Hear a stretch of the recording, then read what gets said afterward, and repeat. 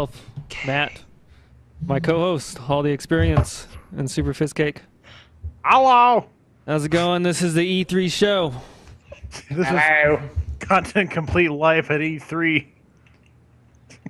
Yeah, we're live. We're live on the floor right now. We're live at E3. I'm in a complete remake of my living room. I'm that important. E3 rebuilt my living room. Dude, you're just using the HoloLens, the Microsoft HoloLens. There you go. Yeah. I just put that as my Facebook status. I'm like, we're live at E3. Hopefully, one person will watch because of that. We'll see. So, you guys want to jump right in with the Bethesda conference? No. Yeah, I think that would... Okay, well, no, never mind then. Yeah, that's All fine. right, well, I'll just derail the whole show right from the beginning. What did we talk about? What we play usually, or something like that before? I can't That's click on true. anything. We usually do, but we have a lot to cover, so I True. thought we'd just skip that. But it's Skip up, our lives we can then. talk about what we've been playing. Oh no, that's fine. Let's go right to Bethesda. Bethesda. All right. Bethesda. So, Fallout Doom. 4, huh? Oh. So Fallout 4. So far. I was gonna work my way up to Fallout 4. I mean, all right, fine. Let's start with the least interesting announcement From Bethesda, Battlecry. from Bethesda. From No, actually, Battlecry looks like it's silly fun. No, Battlecry most- looks fucking terrible. The most uninteresting one is probably the Elder Scrolls Legends. Did you forget that they made not Hearthstone the card game? No. Yeah. What I think is less interesting than the Elder Scrolls Legends, which I hope to God is more interesting than Hearthstone is the Elder Scrolls Online, because that game sucks. Yeah. I love that game. It's so good on the console. It plays exactly like it should on the console. So No. So I've only played on the computer, so I kind of had like a bad taste for it, I guess. But Yeah, I got into the beta and played it on PC, and I was like, this is not for like, me. nope. this is not what I wanted. Well, yeah, it's not. I mean, it's not for everyone. That's for sure. I know people in regards to that game, and I guess it's relevant to talk about because they just brought it to consoles like 2 weeks ago or something like that. Mm-hmm. It plays like it should because most people. Well, that's kind of an overstatement. But like I specifically grew up playing all the Elder Scrolls games on a console, like the Xbox and all that stuff. So playing this one on a console plays just like it, and people complained about the combat and all that stuff, which is true. It's way better combat than most MMOs. Save for like Terra's combat was really fun. That game had other problems. But the combat is way more interesting than something like WoW or like Rift. But on a controller, it feels like an Elder Scrolls game, so I don't know what people were looking for. It's an Elder Scrolls MMO. The combat's going to be like an Elder Scrolls game. The Elder Scrolls games' combats have never been that interesting. They're probably just expecting like the best of both worlds. They're like, oh, it's MMO, but Elder Scrolls. I should be able to waste millions of hours and doing all the memes of like an arrow in somebody's knee or something. Why? Where's the dragons? I want to kill all the dragons. Fuck. This game sucks.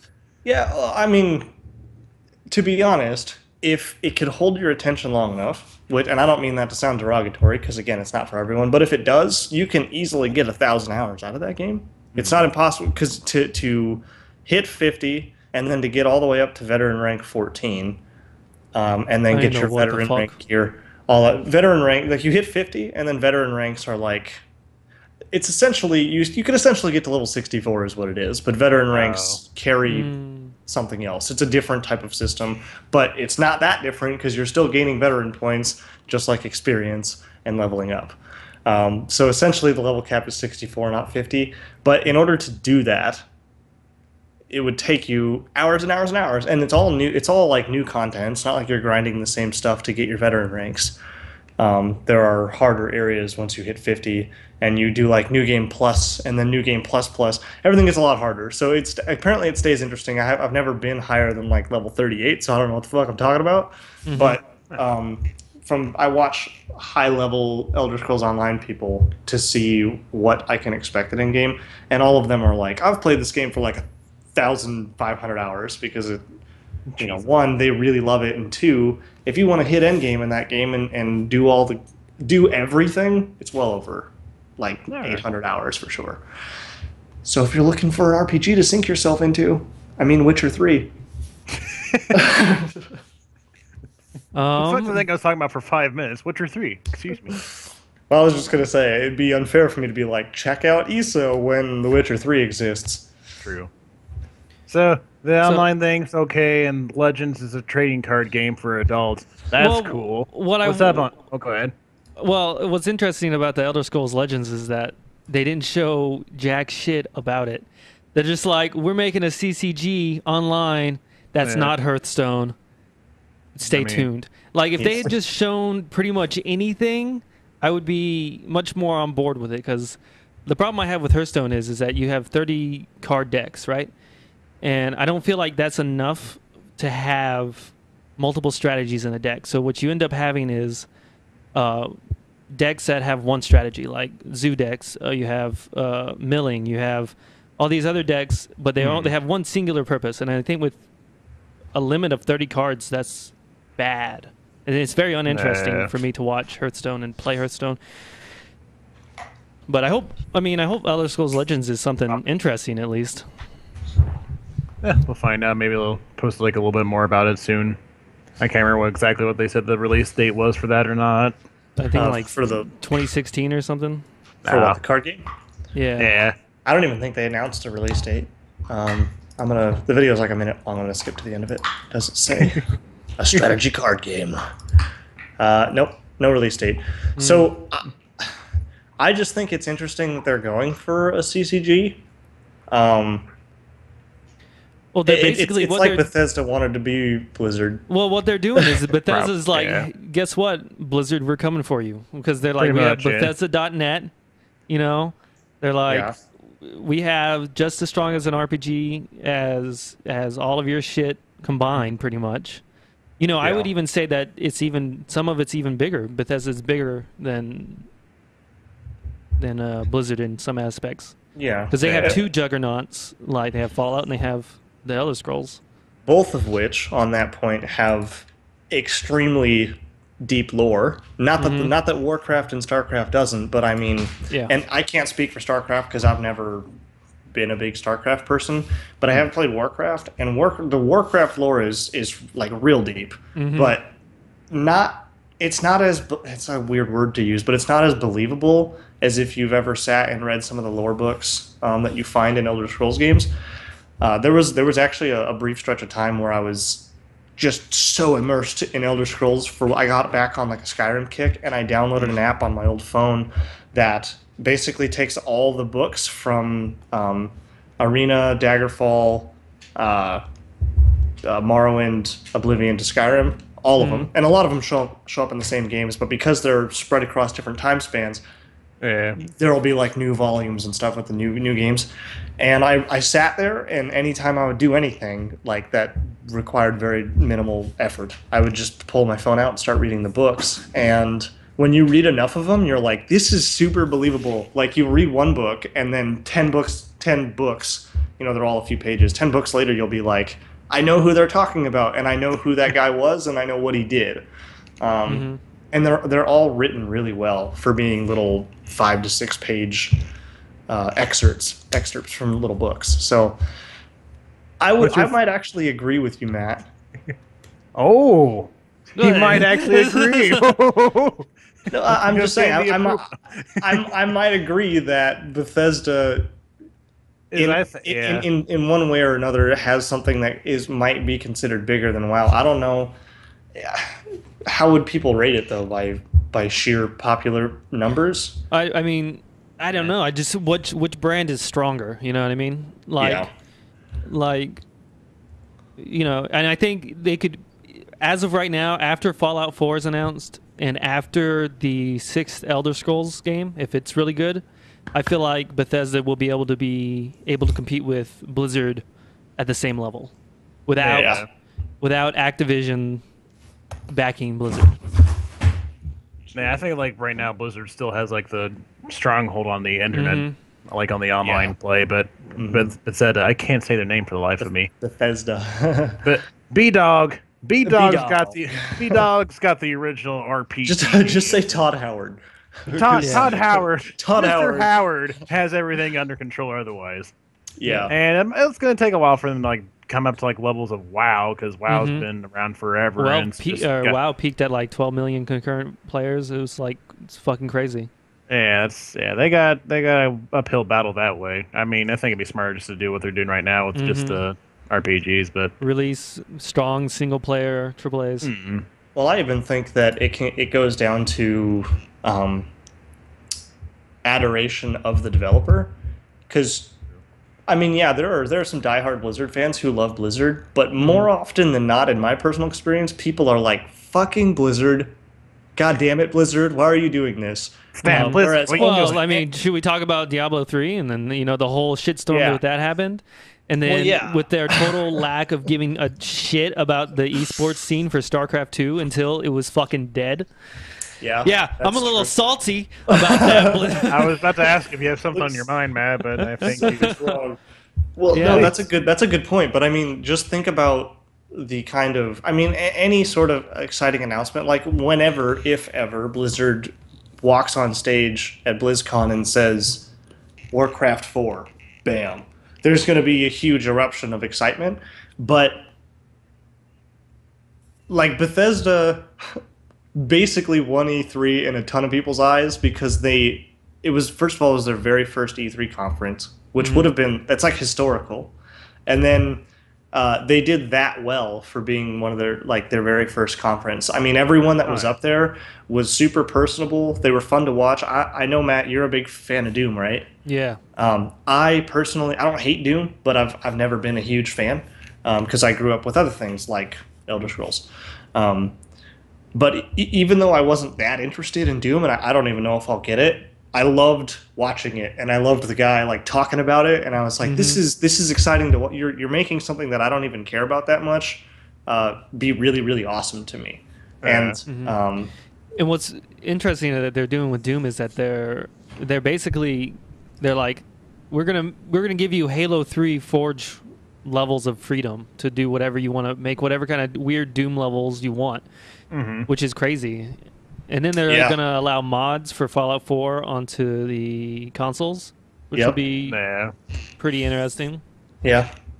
I mean, strictly with that announcement, I know that at first it's going to be for Xbox, and it's not even really an timed exclusivity thing. It's we got Xbox to work with us on figuring out how to do it. We need to now get Sony to do it. However, it's already confirmed that Sony, that it'll happen for the PS4 too, just a little while after. And with that particular announcement, I have a pretty good computer now, and I'll probably be fine to get it for the PC. But with that announcement, I'll probably just get it for the PlayStation. I really love console gaming. No, there's no way that I'll be buying it for a console.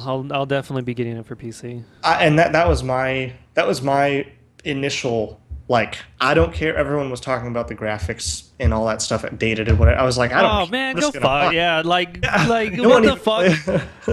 No one even plays Fallout for graphics. You play Fallout. No one plays. Like, if you play a game for graphics, then you're playing games wrong. Yeah, all right. Exactly. You should stop. I mean, and even just Fallout specifically. Like, I could understand high fantasy, like Elder Scrolls. You want your graphics to be good because your interpretation and your imagination of like elves and magic is like probably way more fantastical than a nuclear Fallout. So a nuclear Fallout world can be really dark and gritty, and everyone's seen Berlin after the war. Like like you have an idea of what a decrepit city looks like. So the graphical fidelity, maybe detail is important. Which they've always done a stellar job as far as detail, but like I don't really think my game needs to be shining and glimmering necessarily. Well, I'm glad that they got rid of the green tint. Yes. And I didn't even notice that there was a green tint until everybody was like, "Yeah, they got rid of it." And I went back and installed Fallout 3 and whatever. I'm like, "Holy shit." It looks like you're just like constantly seasick the whole time. Yeah. It's so I'm glad that they added a little bit more vibrant colors and stuff like that, which I think was missing in Fallout 3.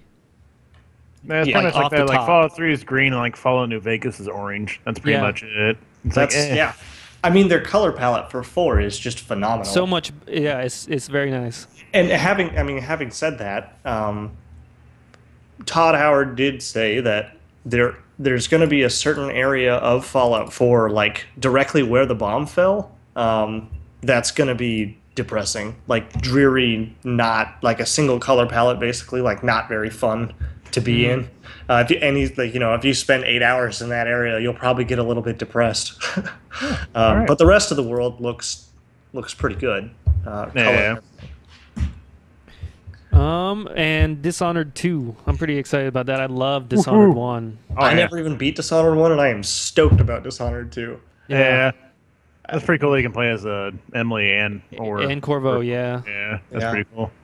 Yeah, 'Cause because Emily Ann was a child in the first one, wasn't she? Mhm.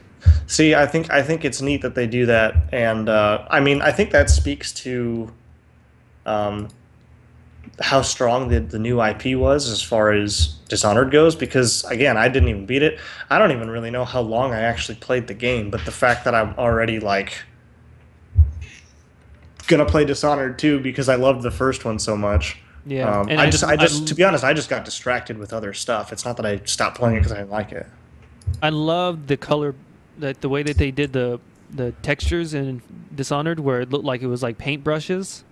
Yeah. They had like a really cool like art style with it. I thought that was really nice.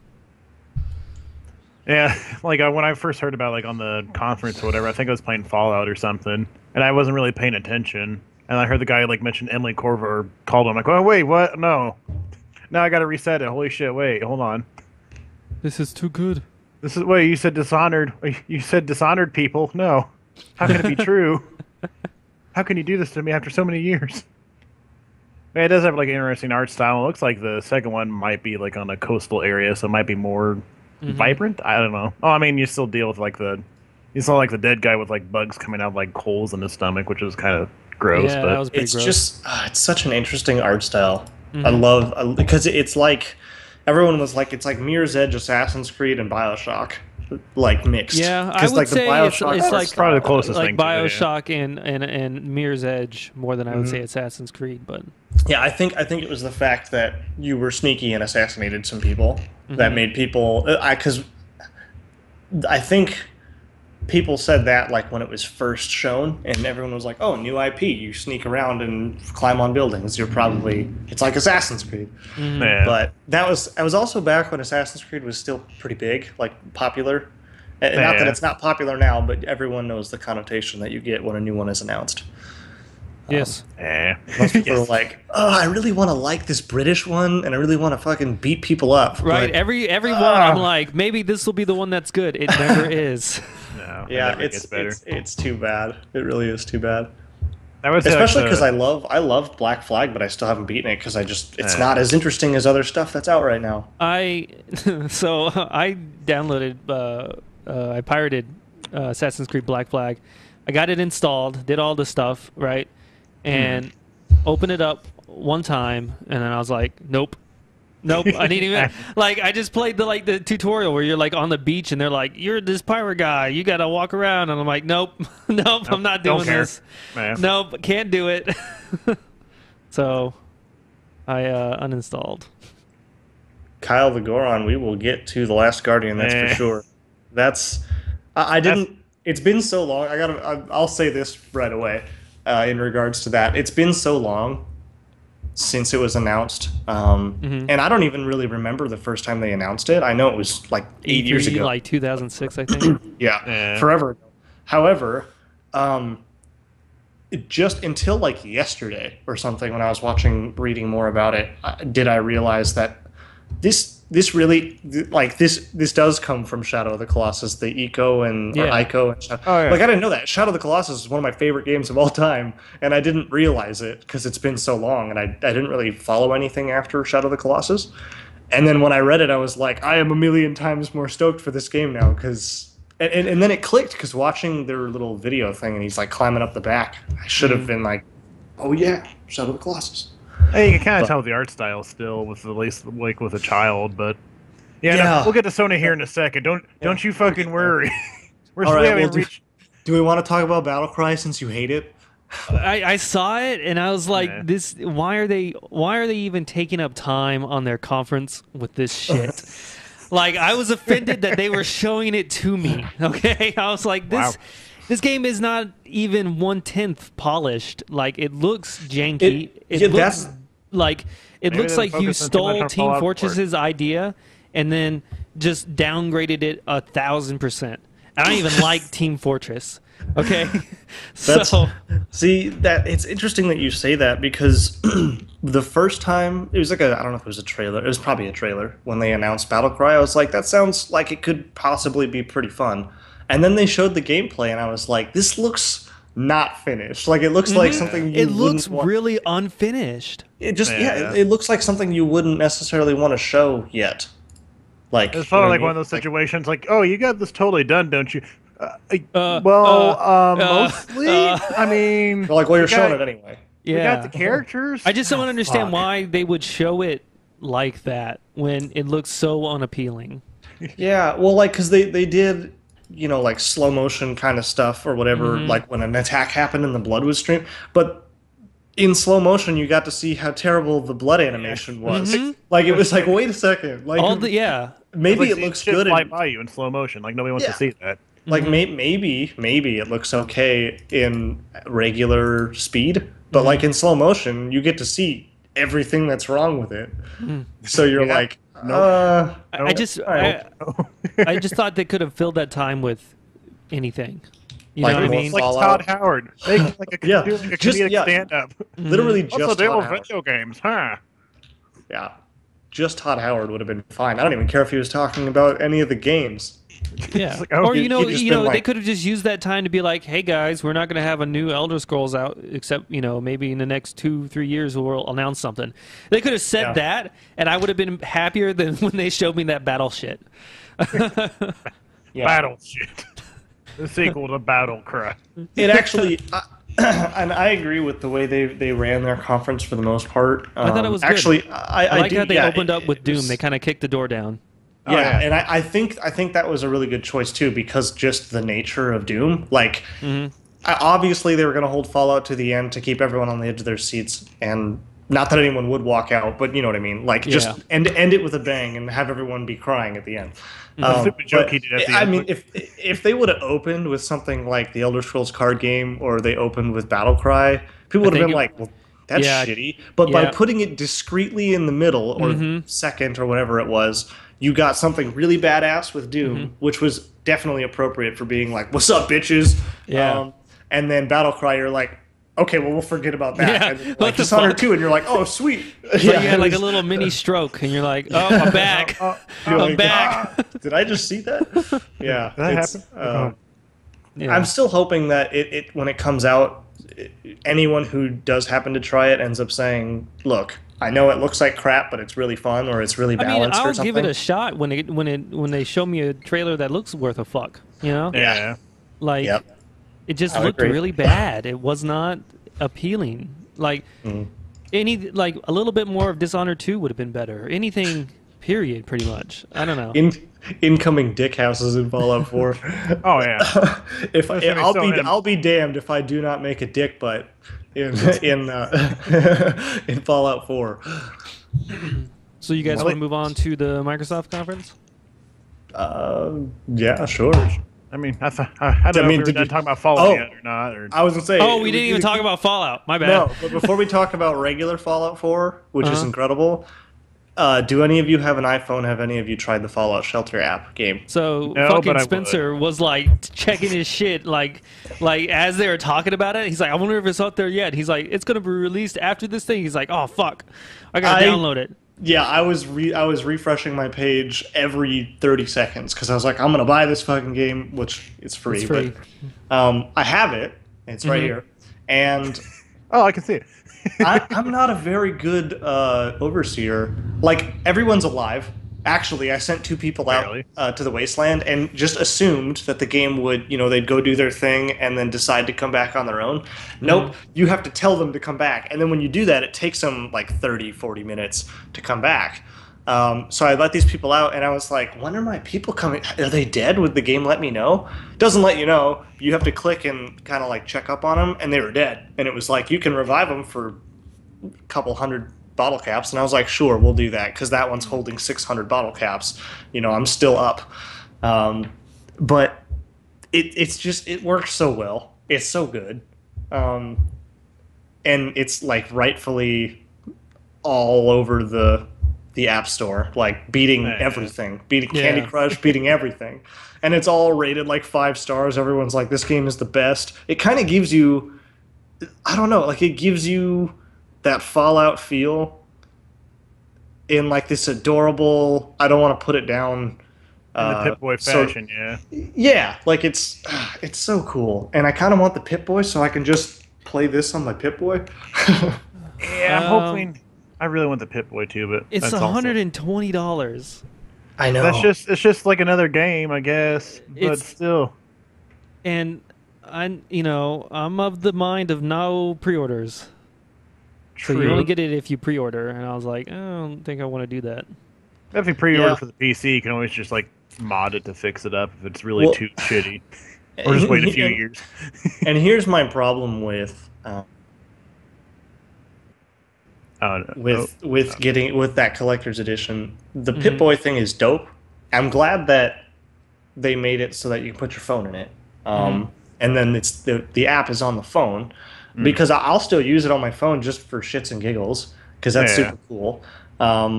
The Pip-Boy obviously is just like pizzazz. It looks cool, but I think the most disappointing thing to me, and I just checked it, I can look again. If they don't release like a step down from that includes an art book, I'll just buy the regular game, because I was right away. I was when they opened up and they showed all of the. He said it starts with our artists, and they just showed all the artwork. All the concept art, yeah. I was Yeah. like, done. They have an art book. I'm buying it. I don't care. I'll buy and they two, please. They might have an art book separately. I know some games do that. Yeah. And if that's the case, I'll buy it. But I would really like to just get it when I buy the game, because I have. Victoria bought me the Legend of Zelda one that covers like all the Legend of Zelda games and has all the art and everything, character design. And then I've got I bought the really, really expensive Skyrim one that was like $150 or something. So I've got the dragon and I've got the big book with all the artwork. That's like my favorite thing. And I want all of them for all of my favorite games. I want to collect like what I think are the best games in their art books. And when I looked at the collector's edition, it's got the Pip-Boy. It said a box. It was like a vault box, but I think that's what your Pip-Boy comes in, I think. And then like a hard case and a wallet or something, but no art book. Yeah. I was like, give me an art book. I want all the arts, please. So I have like a Yes. little features Gorgeous. list that they announced for Fallout, Fallout 4.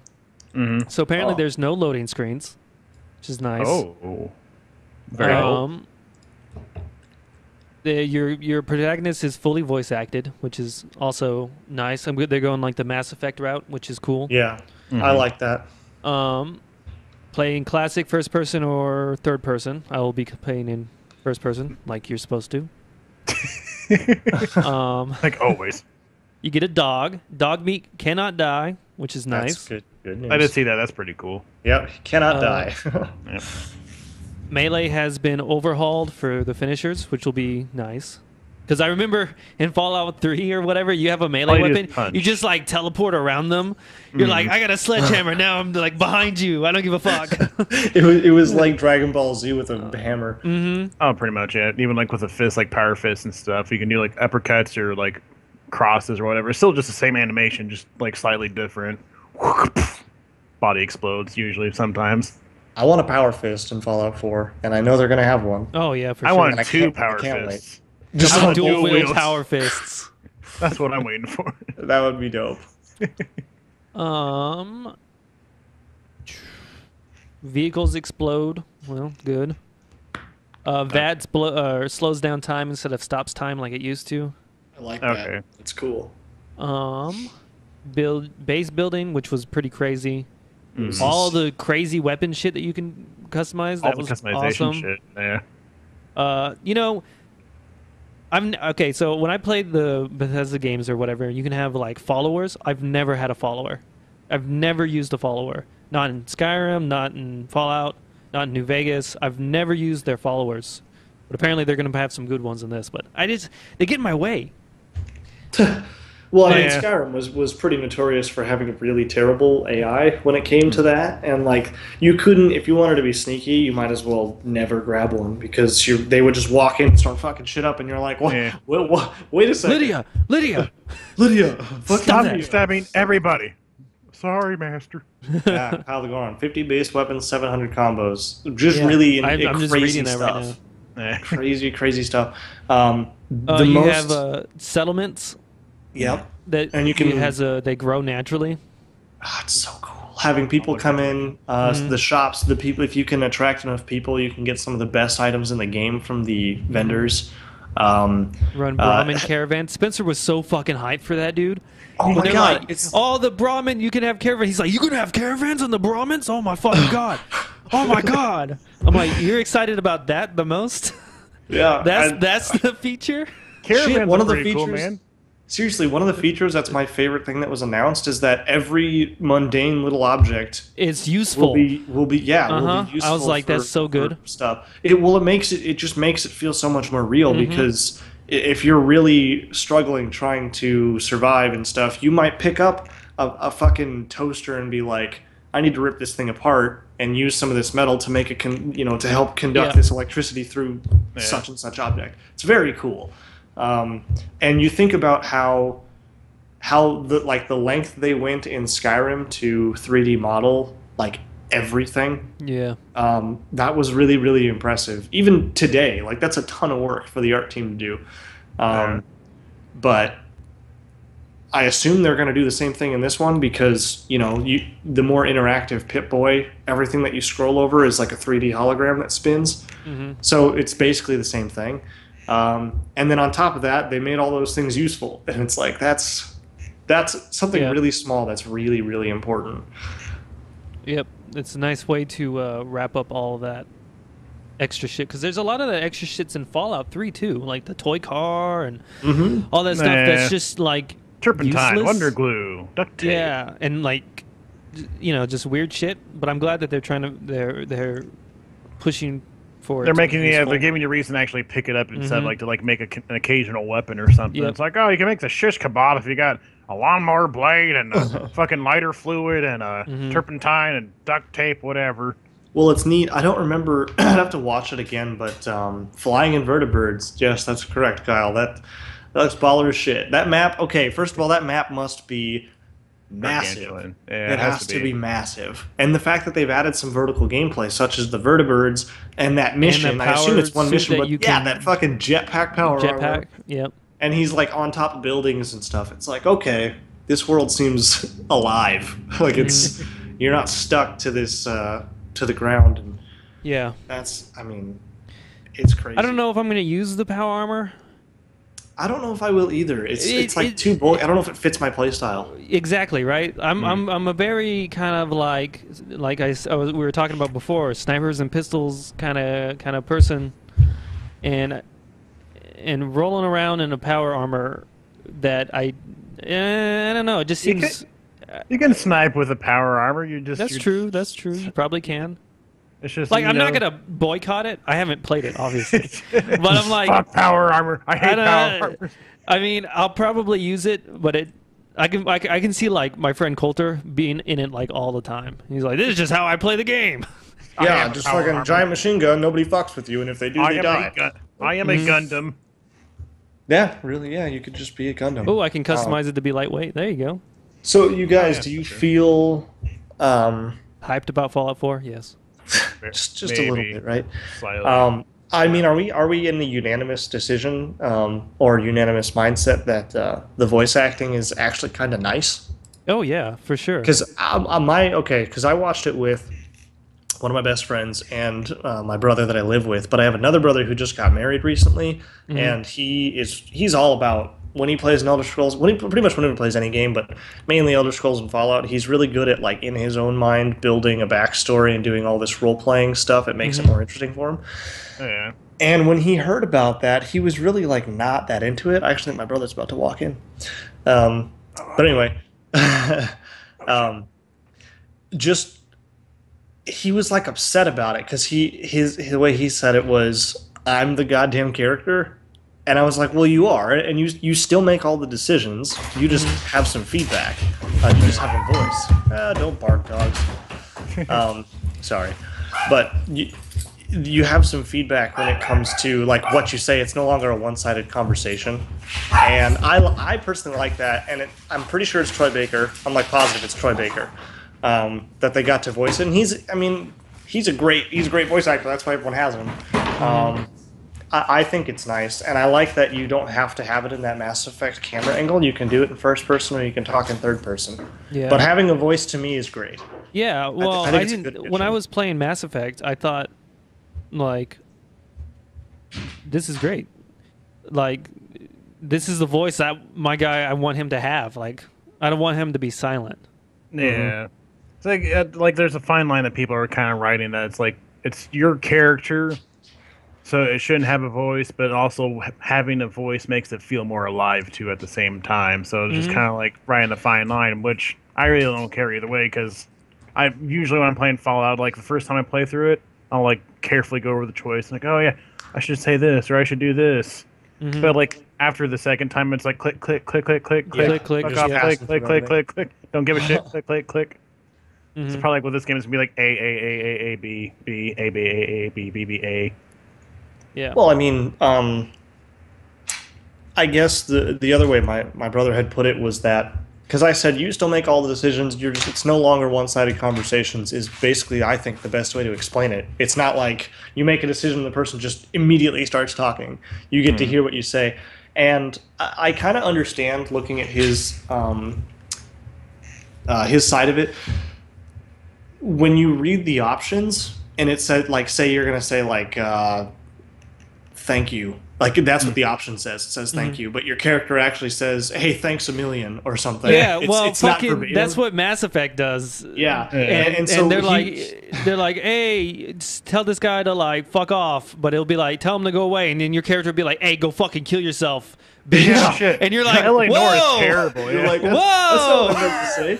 Yeah, so that's what he was getting at was that it like he can make the choice, but the dialogue that they recorded might add a couple of words that he wouldn't say himself. And I was like, yeah, I mean, if that really pulls you out of it, I'm willing to give that up for full voice acting. I am too, and man, I don't know about you guys if you tried calling anything before they really announced stuff, but I called it from a while ago. Where I don't call things. I just like to be excited. I straight called it out that I was like. I bet the tutorial of this one is you before the bombs fall. So I don't know how it happens. I don't know if you go into the vault and emerge like 2 years after the war or whatever. 200. Yeah, it's 200 now. But when I was at first I was like, what if it happens like immediately after the bombs fell? Like radiation would kill you no matter where you were, so that wouldn't have worked in hindsight. But I had a feeling that's what they would do because they were really intuitive with Fallout 3's tutorial, you being a baby and then you were growing up. It was cool to see the passage of time and have it kind of distract you from tutorial stuff. Yeah. And then they were like, our game starts before the war. And I was like, done. I definitely think that was the next logical step. Yeah. Which, come to think of it, I think Fallout 3 and Fallout 4 are in the same time zone. Because Fallout 3 takes place 200 years after the bombs fell as well. Yeah. So I think it literally is the same exact time frame, just you're a few states over. Yeah, in a different state. Which is, it's kind of neat. Instead of having a leap forward or a leap backwards. Yeah. We're all pumped for Fallout 4. Fallout 4. What conference is next? Microsoft. I need to look at that. I do too, because I keep getting mixed up on who announced what. Did they have... Because like the top ones I remember is the Bethesda, B-Dog, and Sony. Todd Howard, Sony, and Nintendo. I think maybe Square Enix. I can't remember. Those are like the number ones I remember.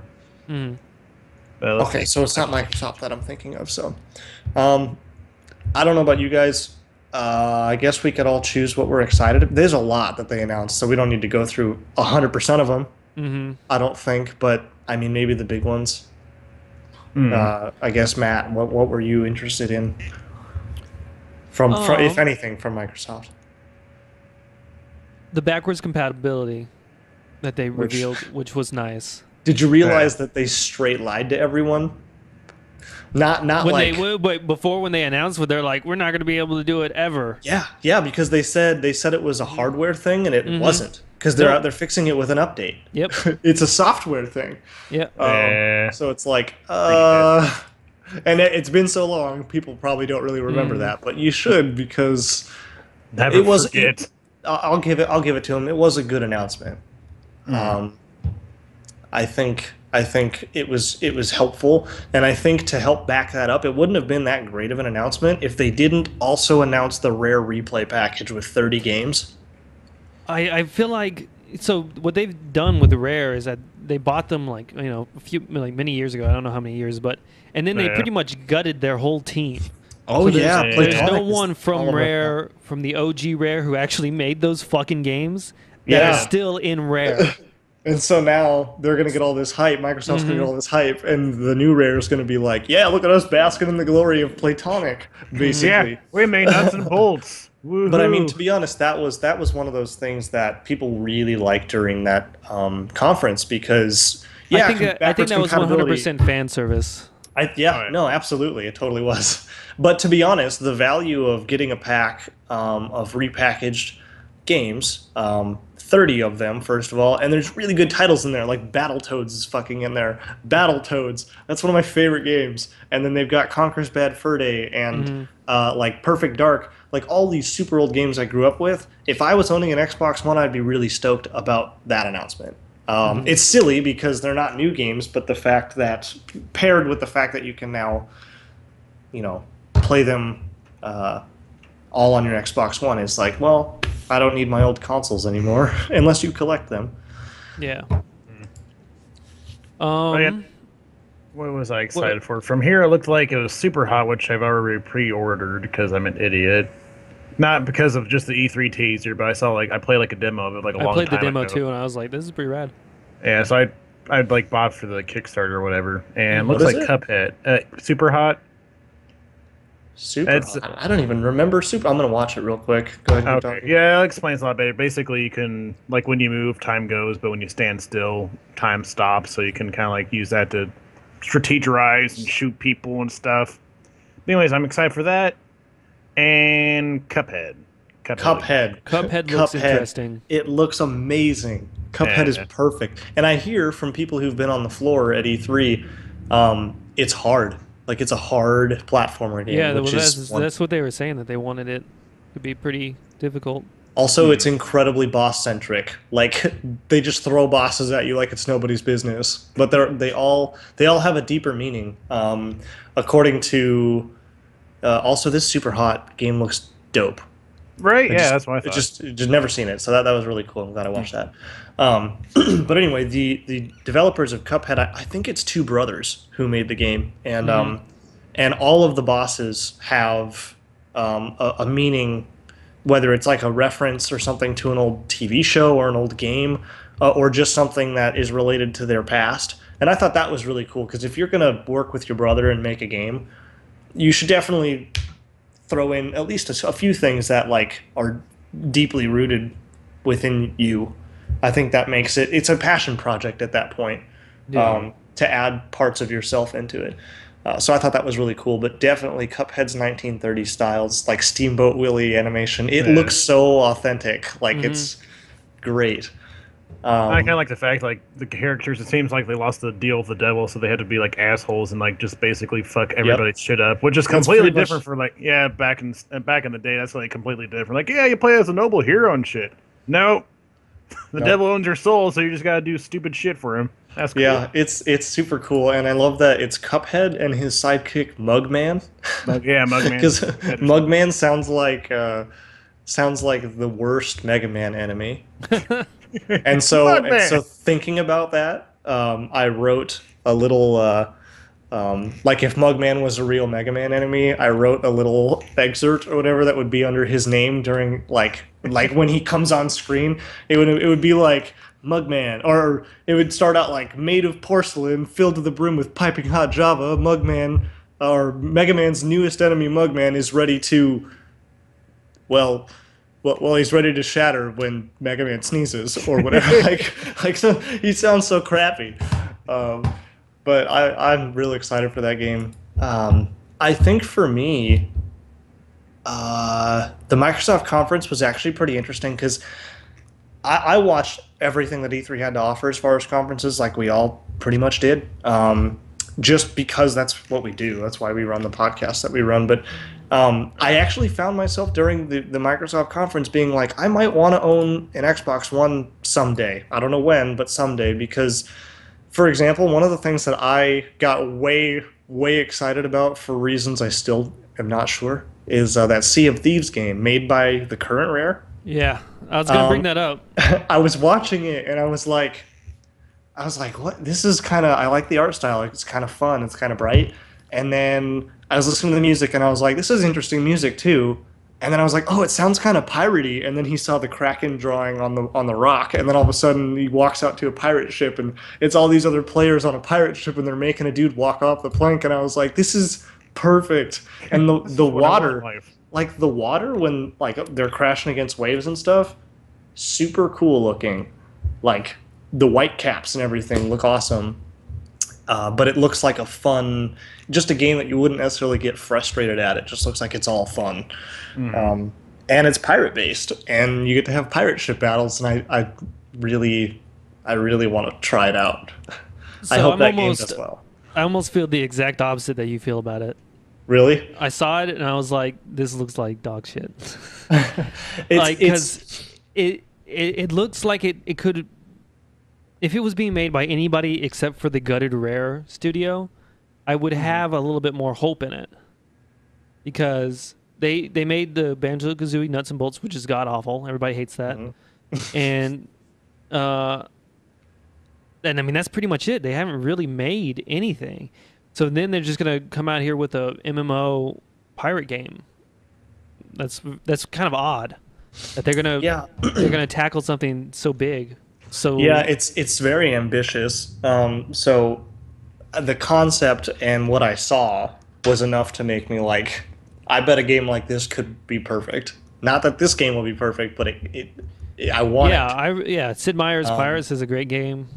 Knowing my group of friends that I like, the guys I currently play Elder Scrolls Online with on the console. We played Red Dead Redemption, which Rockstar, we're still waiting for a Red Dead Redemption 2 or whatever. The next Red Dead game is going to be sick as fuck. But you play as John Marston's Zombie Corpse. That's going to be cool. There you go. But we used to, like, we've always played games like that together, and it's always so lighthearted and awesome, and we all, mess with each other and everything, and that game just seems like it would be a blast with my current set of friends. Yeah. The gaming group that I'm a part of. So Sea of Thieves, I really want to keep a close eye on it, even though I don't own an Xbox One, because I'd like to know if my hype turns out to be, if it's not in vain. Yeah. There was one other thing for sure.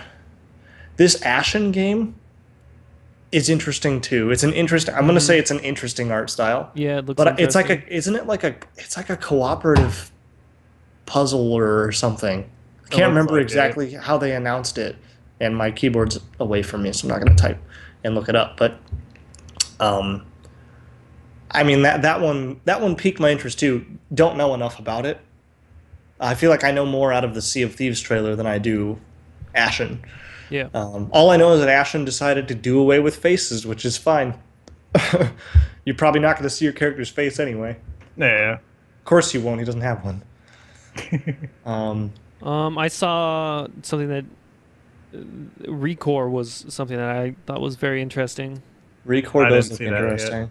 That's the one where they have that little doggy. It's like a dog robot and a girl. Yeah, and then it explodes, and then she puts his soul inside of the bigger robot. It's kind of like a gorilla. It looks like the movement at the end looks like it's a monkey.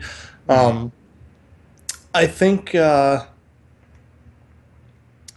think there was something fundamentally wrong with the trailer that they showed, because it's like the new popular thing to pull out on everyone's heartstrings by murdering the dog.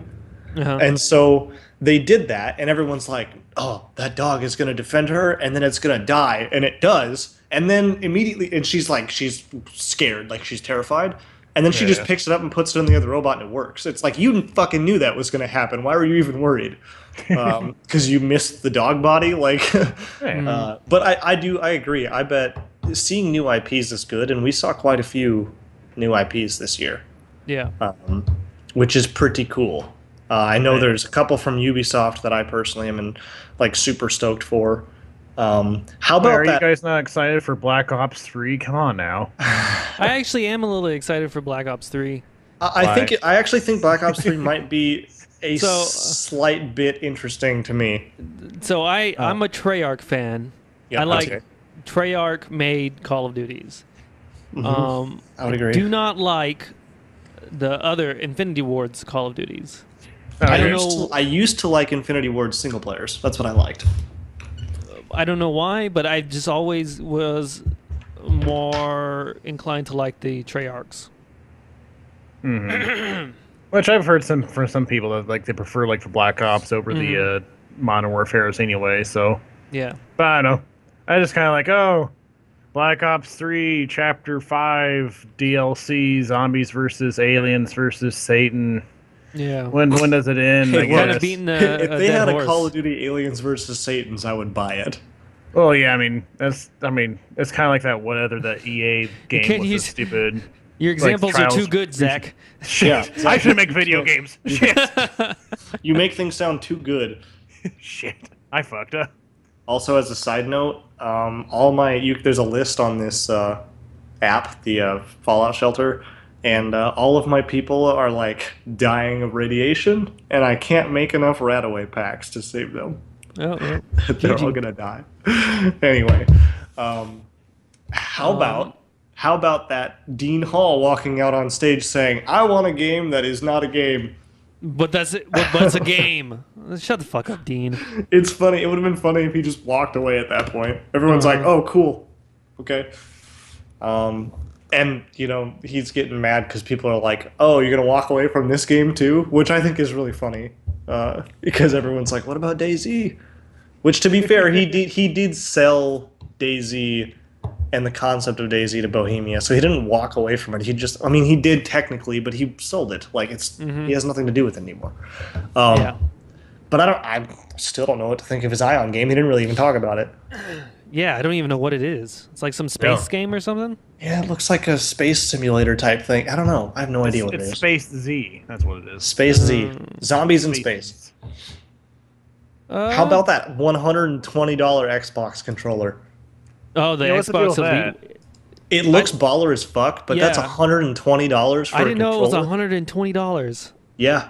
I mean, someone confirm that for me because I can't type right now. But I'm pretty sure Total Biscuit did kind of a Microsoft conference coverage video today, and I'm pretty sure he said it's $120. That's crazy. It's a hefty, hefty. Oh, I'm price looking for at it that. says 150, but 150? Maybe That's that's the also number he said. really fucking crazy. That is insane. Actually, maybe it if I is. look closer, maybe 150 it's that he said. $3,000. I'm not sure. Let me just go into the source code. It's probably like $10 million. Inside the computer itself, it's actually $1 million. Oh my goodness. I was excited for that controller too. I was like, oh, that looks like sick. Nope. I mean, it must be really sick for $150. I mean, I mean, it might still be worth sick it. in the head. Obviously, you don't use the latest in FPS technology. Seriously, I mean, the level of customization on a controller, that's pretty cool. And the computer... On a first party controller- controller too. Yeah, it Yeah. looks slick.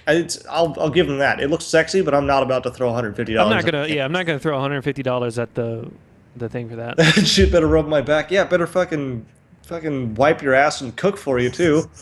If I does get anybody- Markiplier famous, I'll buy it. But otherwise, Anybody give a shit about Halo 5? I Halo do. 5 Guardians, Master Chief versus this other guy. Who will win? You'll find out. Halo 5 Guardians. Yay. Guardians.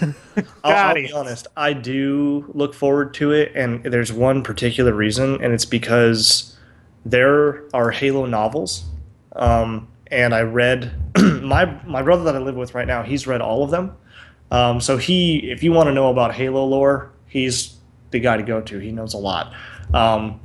But there's a lot of backstory to Halo that a lot of people don't know.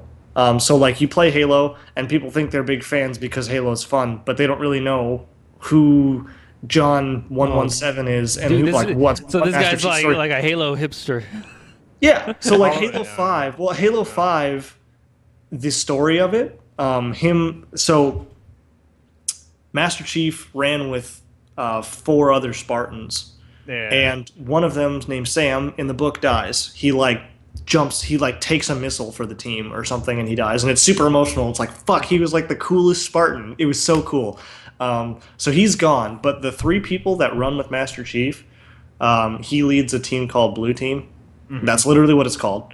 And then the team that's chasing him that thinks he's a deserter are also characters from his past from the books. And I'm afraid that some people who are getting into Halo 5 don't even know that because it makes it Oh no.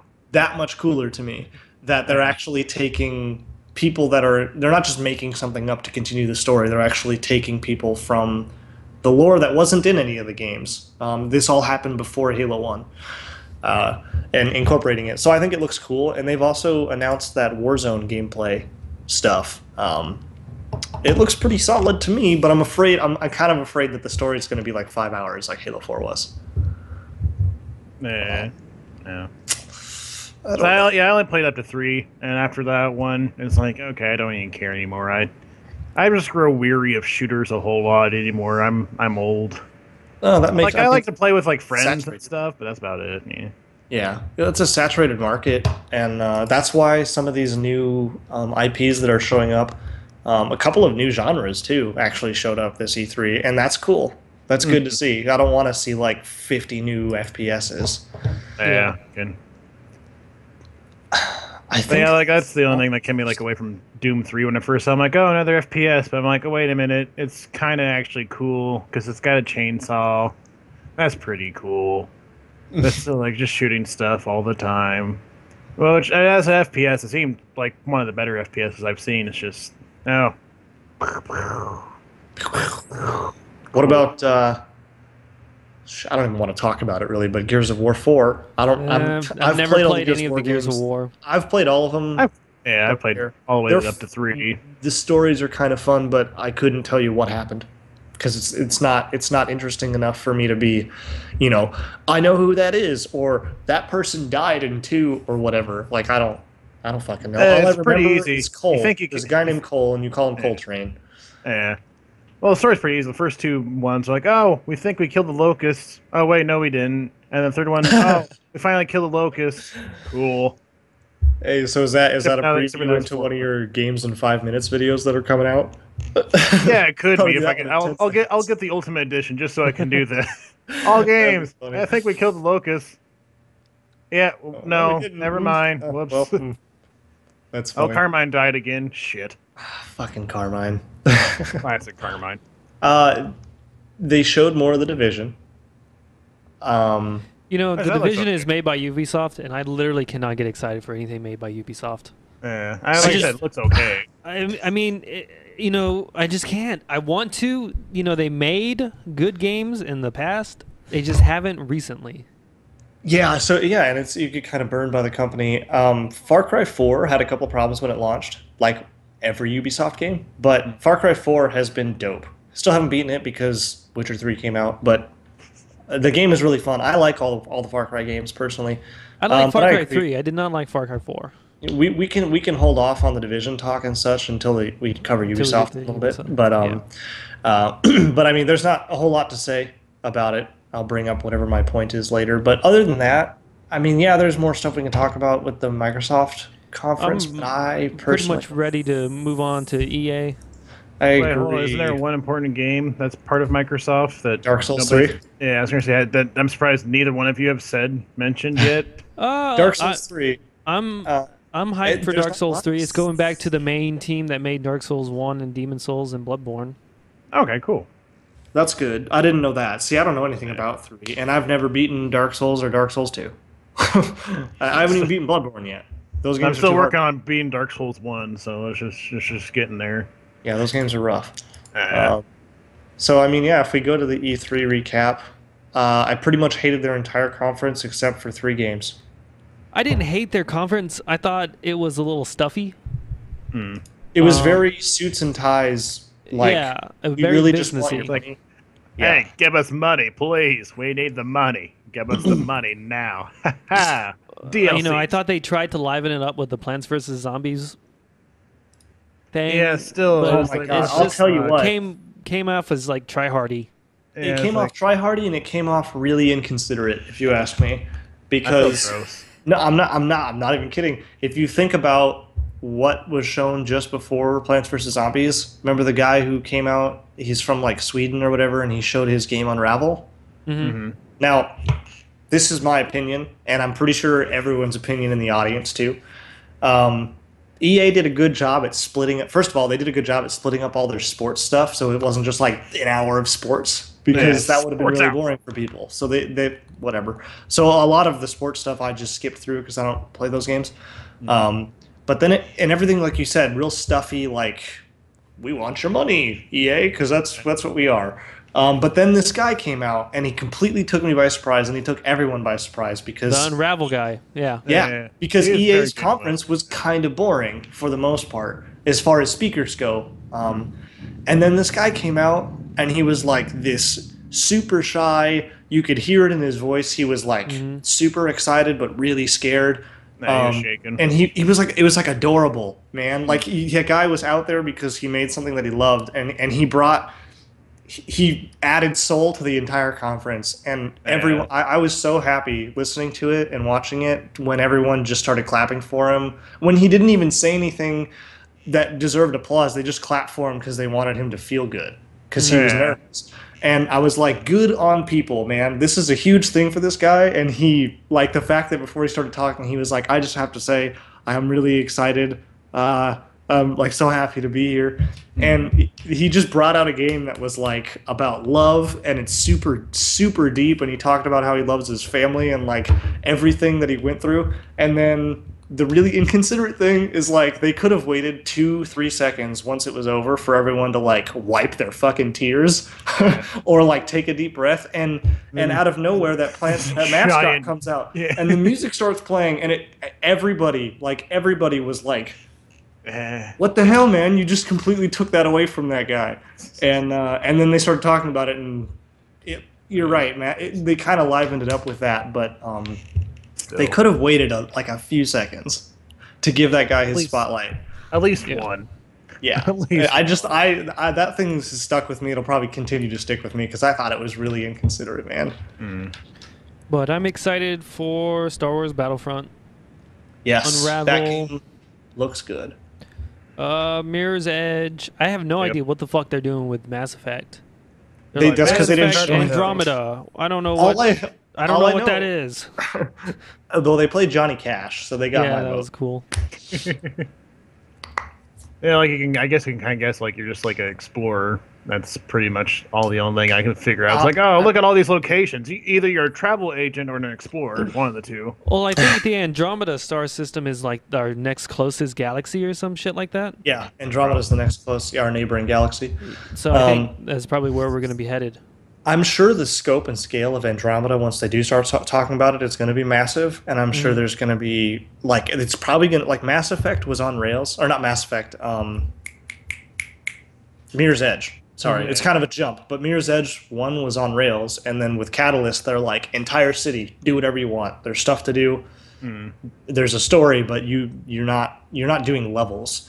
And you didn't really do levels in Mass Effect either, but there was a linear story. I have a feeling Andromeda is going to be you have a galaxy, do whatever you want. Like, you can explore planets, you can collect stuff, you can build stuff. That's what I think it's going to be.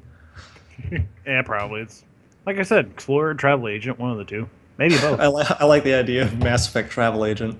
Like you still have like a gun. You still have like kill aliens and shit. It's like, oh no, it's a great resort. Hold on, Trust me. stupid Krogans. Am I right or am I right? Oh, man. And then they have Star Wars: The Old Republic, which their expansion, Knights of the Fallen. I was kind of cool because I thought it was kind of cool for a second because I thought it was like a new Star Wars a new game. Star Wars one. Yeah, and then there's like, oh, the Old Republic. I'm like, oh, I don't.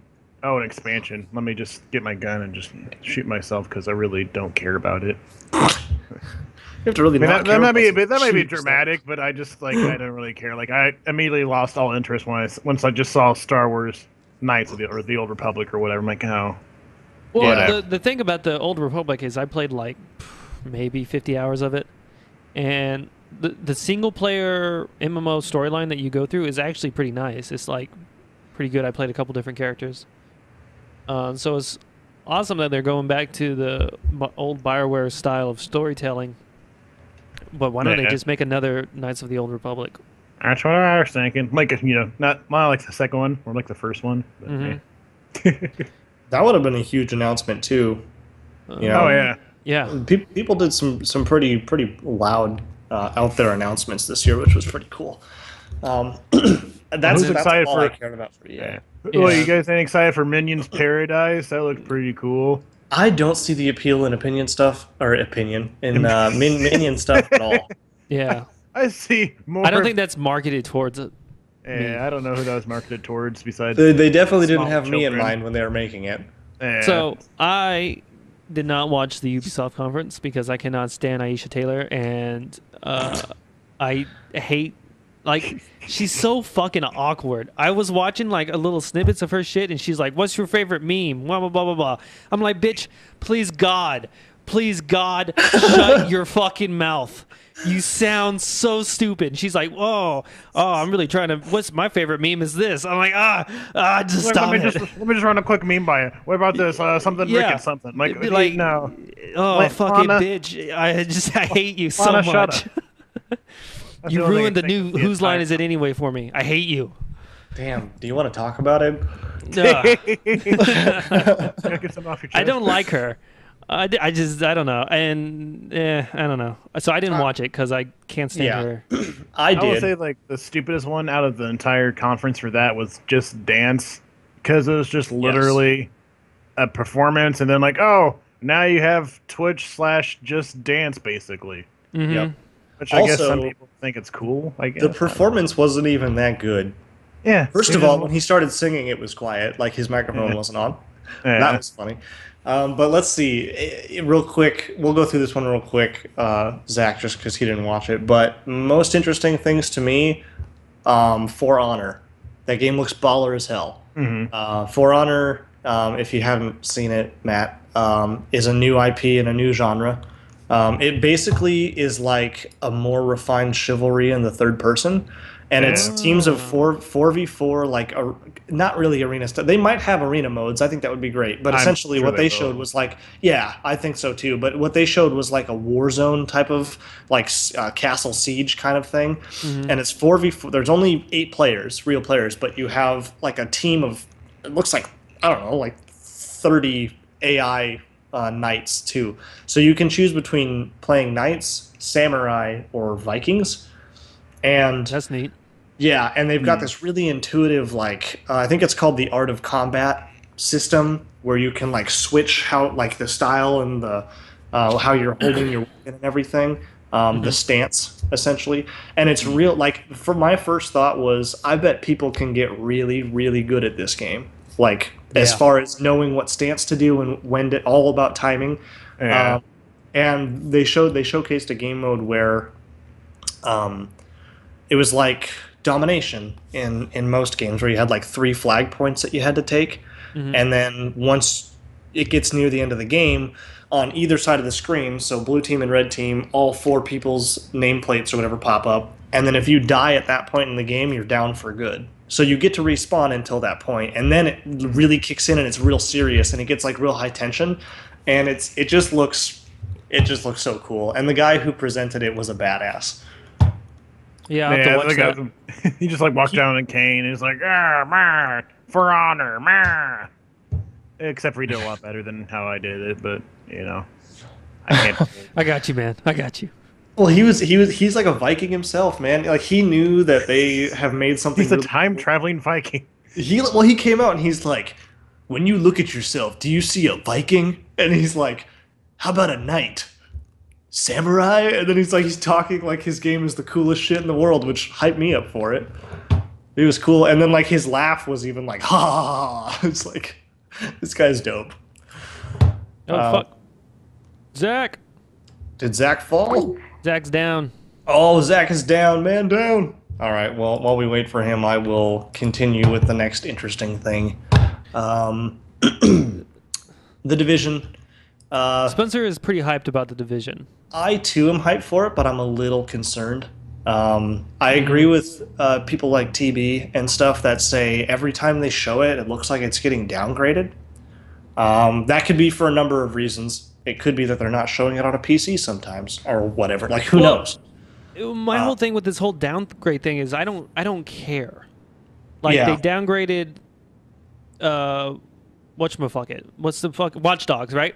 I don't care that they did that because it's still not a good game. The Yeah. Witcher 3 from when it was shown previously and to what it was shown now was downgraded. The graphics were not as good. One second, let me try to get Chris back. And nobody gave a shit because the game is good. Yeah. No, yeah, exactly. If it's a good game and it's fun, then whatever. So I'm a little concerned that it feels like it's been forever, and we're still not. I mean, now we have a release date though. Now we have, I think it's 9 months away. It's in March, like March 18th or something. Yeah. That's exciting. But because of Ubisoft's history and because they're using new technology and stuff, well, quote unquote new technology with the Division, and it's so ambitious, I feel like it's going to have the worst launch week. Yep. Like, I agree. I feel like it's going to, and that's really sad because it's such a cool idea, and I hope people give it a chance. Like, definitely go into it cautiously. Don't expect it to launch perfectly, but don't just completely walk away from it if it doesn't. I'm not gonna write it off. I'm definitely gonna try to rent it or whatever because I know Spencer's pretty hyped about it. Yeah, and it's a really cool concept. It is. It's such a cool concept. It's very deep. So my brother just linked me something on Skype. Is this worth talking about? Maybe. Oh no. Not yet. What's up? I'll watch it in a little bit. Okay. Obviously they talked about things like Assassin's Creed Syndicate, Rainbow Six Siege. I played Siege in the pre-alpha. Hello. It's pretty. There he is. Hey, how's it going? Hi. Sorry. He's back. My internet's dead again, so I'm just gonna try to finish this with my phone. Well, I might do it. Hold on. Wait. I think it's back on my computer. Let me check Well, real we can quick. always shorten it up too. I mean, we've got the Sony conference and maybe the Square Enix. I don't want to cover Nintendo because I don't care. Yeah, I don't care about That Nintendo conference so was fucking weird. I mean, I like a couple things. Okay, yeah, I think I. What?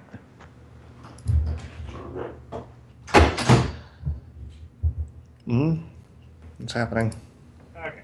Oh, Oh, Nice. there he is. Good stuff. Okay. I'm back. Okay. Good. Excellent. Okay. Tom Clancy, at the very end, they announced Tom Clancy's Ghost Recon Wildlands. No, Wildlands, that looked pretty cool. That one looks cool. It does look cool. To me, I mean, Tom Clancy games are always pretty cool for the most part. Ghost Recon games are cool too, but this one gave me that, like, American Sniper feel. Like Blackwater Company type shit, because you're not in ghillie suits. You're just a dude with tattoos and fucking cargo shorts and a just a backwards dude cap. with tattoos. Like, I'm just it's going through life shooting bitches, and yeah, maybe I got some tattoos and cargo shorts. It's just what I cool. do. It looks badass, is what it looks. It looks like a badass game that you play with 3 or 4 friends. With tattoos. Just some guy doing his 9 to 5, killing everybody. Yeah. Yeah, I was excited for that, and I was excited for what else here? Wildlands. I like just the Trials Fusion, like the preview for it. That was kind of cool. The whole fucking That cat with fucking a gun. cat riding a flaming fire spitting unicorn thing. That was amazing. Yeah. For Honor was cool. Rainbow Six Siege didn't really show anything new, I think. And South Park. All they showed was Terrorist Hunt. That was it. Yeah, and South Park: The Fractured Butthole. I'm sure that'll be a good RPG again.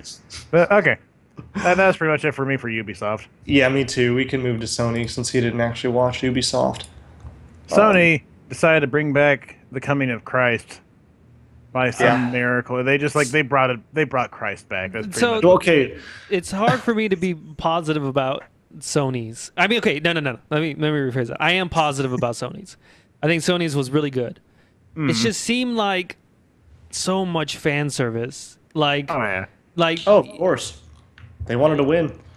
Absolutely, yeah. They didn't. Yeah, like I said, they like broke Christ out of his like cryo chamber. exactly. Just to show, And I just thought to it show was people. extremely weird that they're like Shenmue 3, right? Like, let's have a Kickstarter. And Yeah, it's kind of weird that they had Shenmue 3 for whatever reasons, but I mean, I'm excited for Shenmue 3 to be back, which I mean, I'm cool I've with that. never played the first two. Oh, buddy. Oh, Are buddy. they good? What I is heard they were Shenmue? good. Explain it Oh, to yeah. me. What? Explain Shenmue to me quick. What is it? Shenmue basically is like one of the very first games that basically had like attention to every fucking Every detail. It's the simplest thing. You go home from school one day, your dad's killed by some other guy from like a different clan. You're not for sure because you just see him like leaving as soon as you come in. So the entire like first two games is you trying to find this guy who killed your dad. And I remember specifically like I know like there's like a lot of attention to detail. You can like literally talk to everybody in the games. You can open up almost every door or something like that. Yeah, like back in the day, like that was intense. Like nowadays, you have games that pretty much do that now. But it was kind of like the game that set the pavement for it. But Yeah. specifically, I remember in the end of the first one, you had to fight like 100 guys, and like on the Dreamcast like VMU thing, it like showed you how many guys you had left to fight, which I thought was kind of cool. That is cool. And then the end of the second one was kind of weird because it's literally just you talking to this girl. And that's like it for like last hour of the game. It's just you walking through a forest and talking to some girl.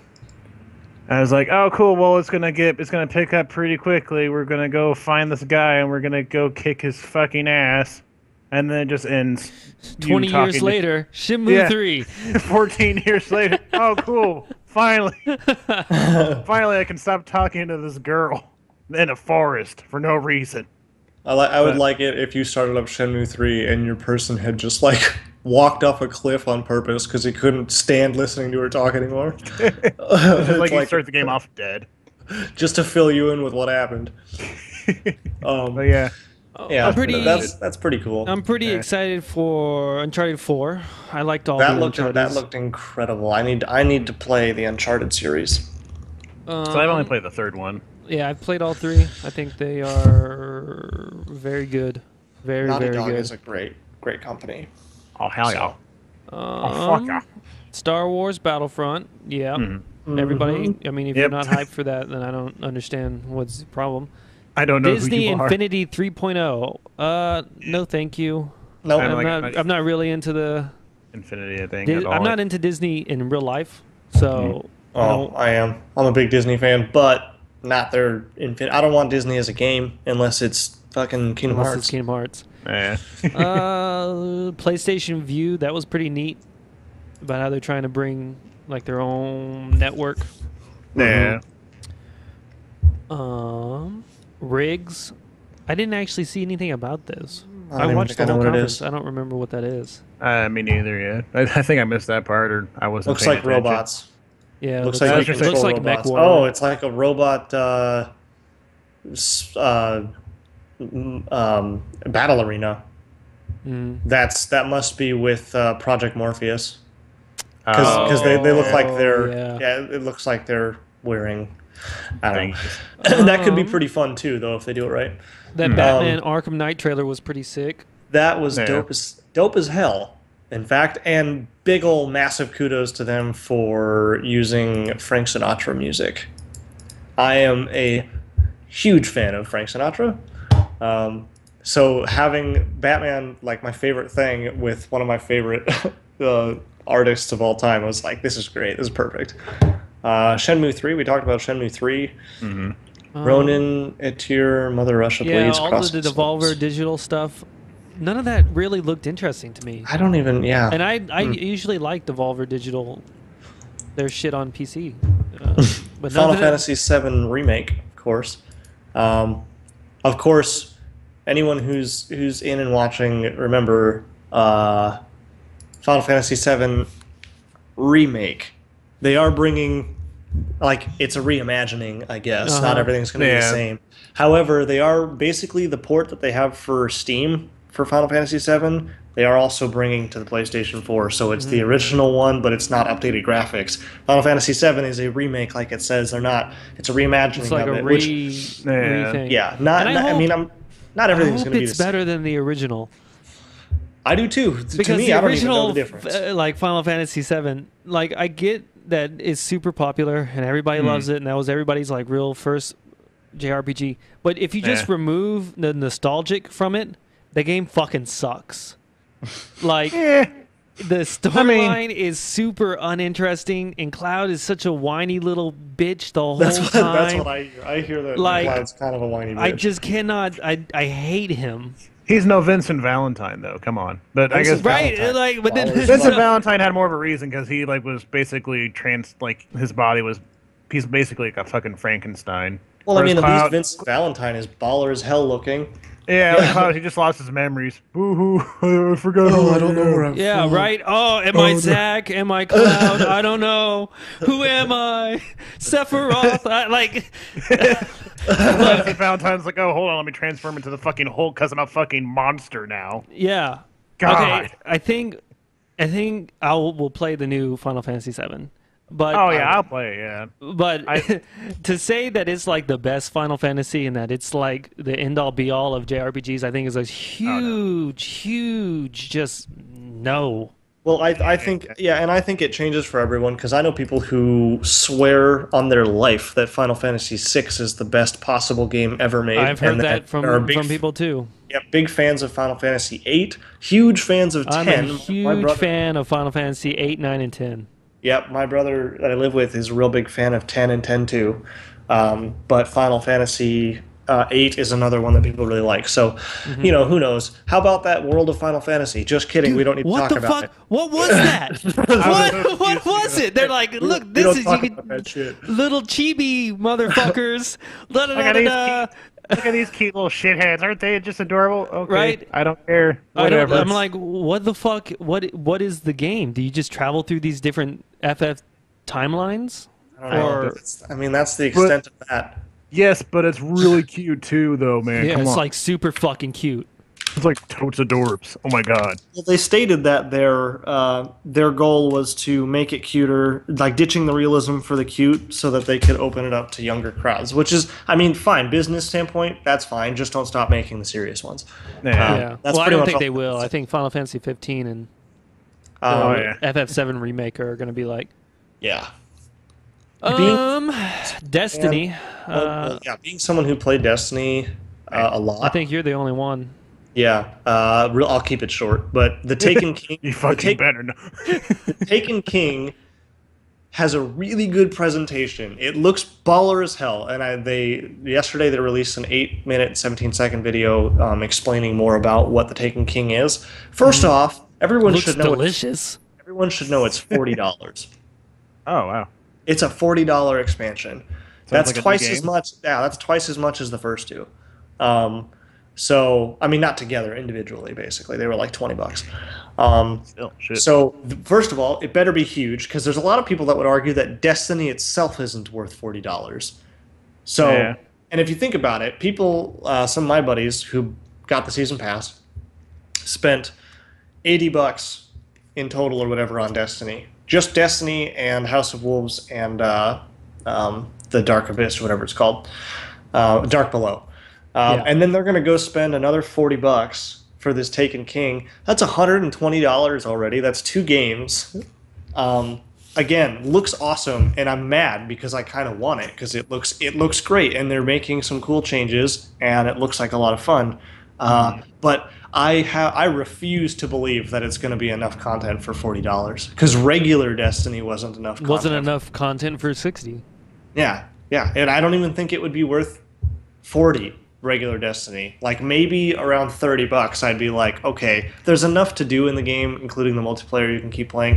$30 is fine. Now that's like half the price, obviously, from a full game. So I'm gonna keep my eye on it. The thing is, it launches September 15th. Well, guess what? I'm going to be really busy around that time, first of all. And second of all, Fallout 4 comes out November 10th, and Battlefront launches November 17th. So I'm not going to drop $40 on a DLC for Destiny to play it for 2 When I months. already got to drop 120 for two other games. Exactly.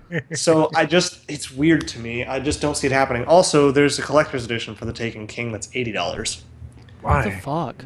Well, and here's the thing. Does it have the Taken King with it? Like, Right? You could like, I don't know. I know. Well, here's the thing. They call it a collector's edition, but I don't know. You must get some like digital goodies or something because I hope so. I wouldn't call it a collector's edition because literally the $80 version is Destiny, the first 2 expansions, and the Taken King. So you're getting it all. And so people are like, that's a good deal. Well, that's really fucking frustrating to people like me who will have spent $120 when people can now just spend $80 and get all of it. Yeah. It's like, what? I don't know, it's annoying. That's pretty much all I have to say. It's stuff like that makes people not want to buy games as soon as they come out. It's like, why would I buy this game now when I can like wait a couple years just to get Game of the Year edition? Get the Game of the Year edition, and it'll be guaranteed to fucking work. Yeah. Right? And I think some people there's definitely a movement beginning where people are starting to slow down and be like, you know, I really want that game, and the first like release day hype is so huge, but I think you're a lot better off just waiting. one of the last games that I bought on release day was Skyrim.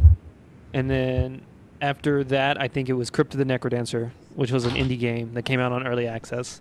Okay. And I think that's it. Because the horror stories of buying, plopping down $60 for something that's doesn't fucking work. It's retarded. Yeah. There's definitely at some point there's going to be this resurgence of like Consumerism? Yeah, like people are going to be like, fuck that. Like you keep releasing games that are broken, and you keep asking us for all this money. Yep. And the people, and this goes back to my bitterness about the EA thing with the Unravel. And then when somebody comes on stage showing how much passion they have for it, you shut them out in like 5 seconds and don't let them don't let their message get across because you fucking want money. Like it's just the whole attitude is super annoying, and I will not be surprised if EA is listed as the world's least or most hated company or whatever of the year. Because if you remember doing that twice in a row. I think EA is a little undeserving of that title. I think a company like Ubisoft in the last couple of years have really shown up EA in terms of just bullshittery. They have. And I also cut them a little bit of slack because they're like we've talked about this before, but I mean they're a company. Their whole idea is to make money. If they aren't making money, they're not a company, and it's kind of weird to try to paint them in the same light as, say, like indie developers or something like that. Yeah. Right? Because they're completely different. They have completely different like core beliefs, right? Like indie devs, well, at least some of them just want to make a game. That's it. That's like all they want to do. Well, EA has to employ, thousands of people. They have to make a profit, and they have to, compete with Steam, and they have to compete with everybody else. So it's a little bit different, but I think Ubisoft definitely deserves the worst company of the year for 2015. Yeah, I don't disagree with you on that, and I think it's definitely something that people should remind Ubisoft of. Like, you've made good games before. We don't want to like vote you the worst company as far as quality and stuff goes, but like you are right now. Well, right now, it's been pretty bad. Yeah, just focus more on fixing it. So, and that's the thing. The Division's been pushed back, going back to the Division and being scared about its launch. Launch is still probably going to be terrible no matter what. Yep. With the amount of hype that game built. So, but they've pushed it back like 3 fucking times already, and it's still probably going to suck. I mean, not the game's going to suck, but the launch is probably going to suck. So, I mean, yeah. So we'll see. I don't know, but there's too much building up, and it's all related as far as stop releasing crappy games and expecting us to pay a bunch. Stop releasing these stupid deals where I've spent $200 on your fucking game and editions, and someone can spend 60 and get all of it. That's super annoying. Stop. Like, I understand you're a big company, you want money, but if you really want our money, let that guy who's really heartfelt about his game talk, because we want to listen to him, not you. It's all that kind of stuff. Yeah, and it would have been it would have been much better if they had just had like maybe 3 more indie developers come out and break up some of the shit. Just like, here's EA Sports 18, and then have like Unravel, and then like have 2 more EA Sports, and then like announce like, oh, we're doing this other thing. Like, just make it a little bit more personable. H1Z2. Yeah. Well, shit, if you guys remember, I think it was Madden NFL 16, watching if you didn't notice it, watch it again, because the guy comes out and he's like, I know how excited all of you guys are to play Madden 16, and it's dead silent. Yeah. Not a single clap was, like, nobody clapped, and it was like, holy shit. I remember that, and like the basketball one, where the coolest thing about the whole presentation for that was like the face feature. Like, oh, you can now load up your face with your phone instead of the game. And that guy's like, damn, that looks just like me. Yeah, it actually works. Well, cool. That was cool. What do we have next? No Man's Sky. What? Oh, we have Dreams right before No Man's Sky. Dreams, Dreams is a new IP. Oh yeah, Dreams. Okay. And it's like a new genre. Well, it's not really a new genre. It's a creation thing, but it's incredible. I don't know if it's incredible. It looks incredible. It looks goofy as fuck. Okay, look, it looks goofy as fuck, but if they've released more screen things of like what people have made. And it's like the first thing he shows is kind of scary when he like draws that weird Play-Doh-looking shape thing. Yeah, and then he draws the person I'm just and thinking it moves. dicks everywhere. Well, yeah, that's inevitable. Yeah, talk about dick houses in Fallout 4. What about the Dick Land? Like, it's gonna be Dick Paradise. Okay, I'm gonna buy it and make a bunch of dicks. I'm gonna make Dick Valley. Just a polar bear, and they're all gonna be a valley of dicks. They're all gonna be animated, just like blowing in the wind. This is gonna be great. See, all playing piano and shit with dick fingers. I'm a dick piano. Oh fuck! See, look at this. Now, what would be great is if the 3 of us could literally get it and jump into a same dream world and build our dream world of dicks together. Totally straight, 100%. Oh my god. Anyway, so yeah, Dreams. To be honest, it looks weird, but it looks like a lot of fun. And the thing is, I don't know if I'm creative enough to really spend enough time to make something incredible on Dreams, but I want it. I'm still gonna buy it so that every now and then I get on and explore other people's dreams, because I know there are people out there who are gonna make mind-blowingly impressive dicks. I mean, things. Thanks. They just appear to be make a world of dicks and blow it up. Just saying, all jokes aside, somebody's gonna make an extremely realistic-looking dick. So that's probably let's move on to No Man's Sky. But I'll definitely keep an eye on it. Yeah. No Man's Sky. Love that game. Don't care. Victoria really wants to see it, and she's not a gamer, and she doesn't like watching me play games. But when No Man's Sky comes out, our relationship is going to move to the next level, because we're going to be playing No Man's Sky together all the time. I don't understand what they're doing with it. I understand. Okay, I understand what they're doing with it, but I don't. It's so vague. They're just like, you can just do whatever you want to do. Like ever. Like, I need some concrete core mechanics, motherfucker. Just give me some concrete shit. I know you can fly. Why? On Polygon, there's a recent article that I read yesterday. I'm trying to find it.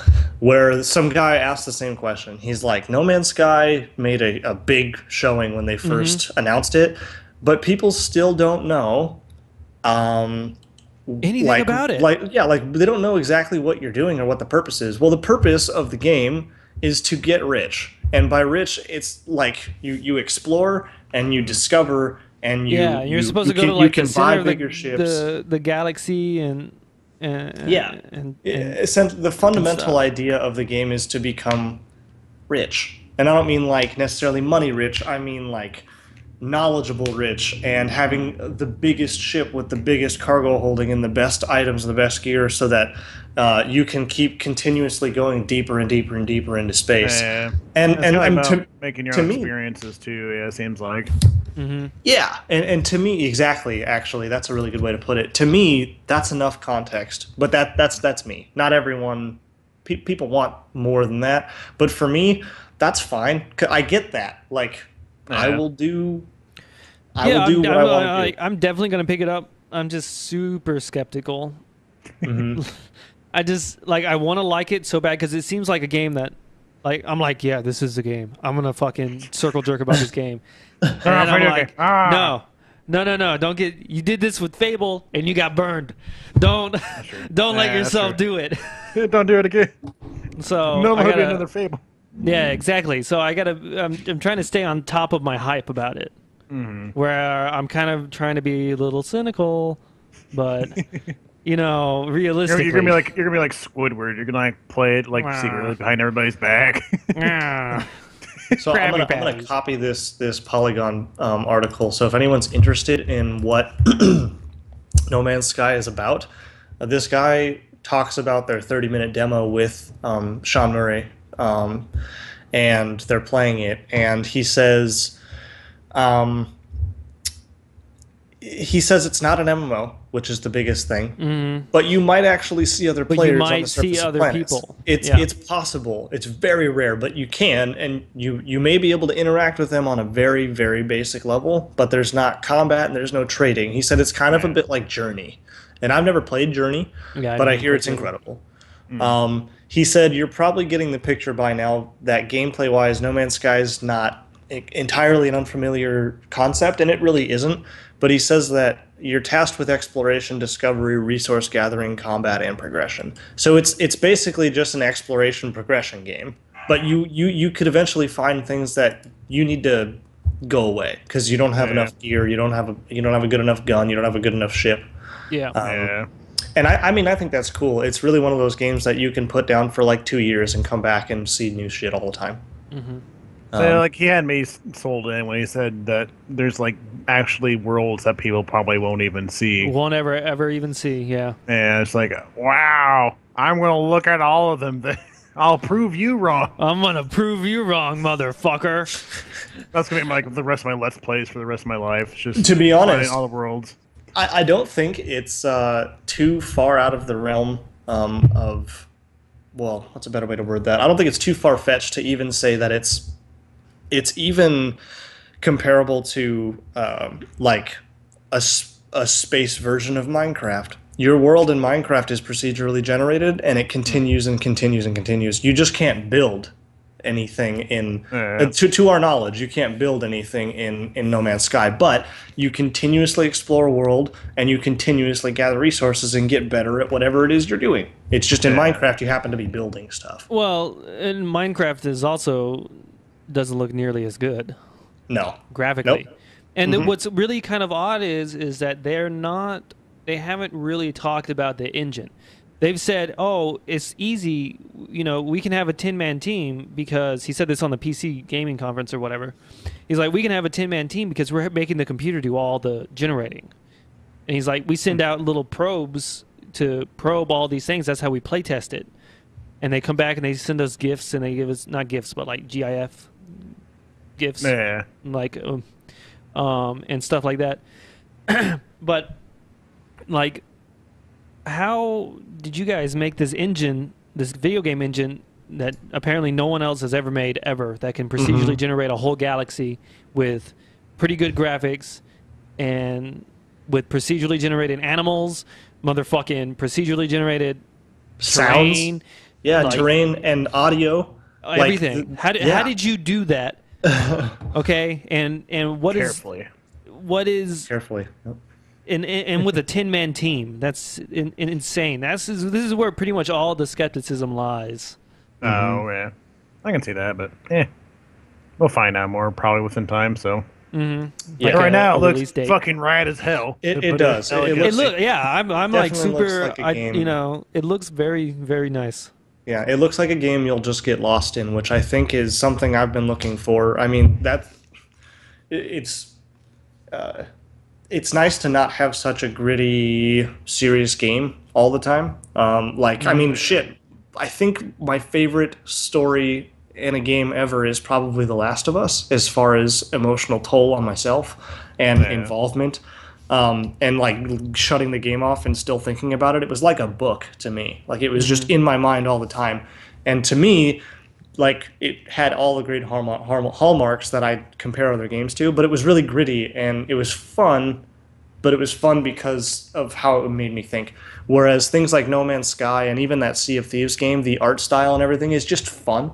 And No Man's Sky is it's probably going to catch that Skyrimitis type thing again, where you're like, I'm going to go look at that thing, and then all of a sudden you're sideswiped by some sort of alien thing and you run away and then you don't fucking remember what you were doing and then you're all of a sudden you're 10 galaxies away.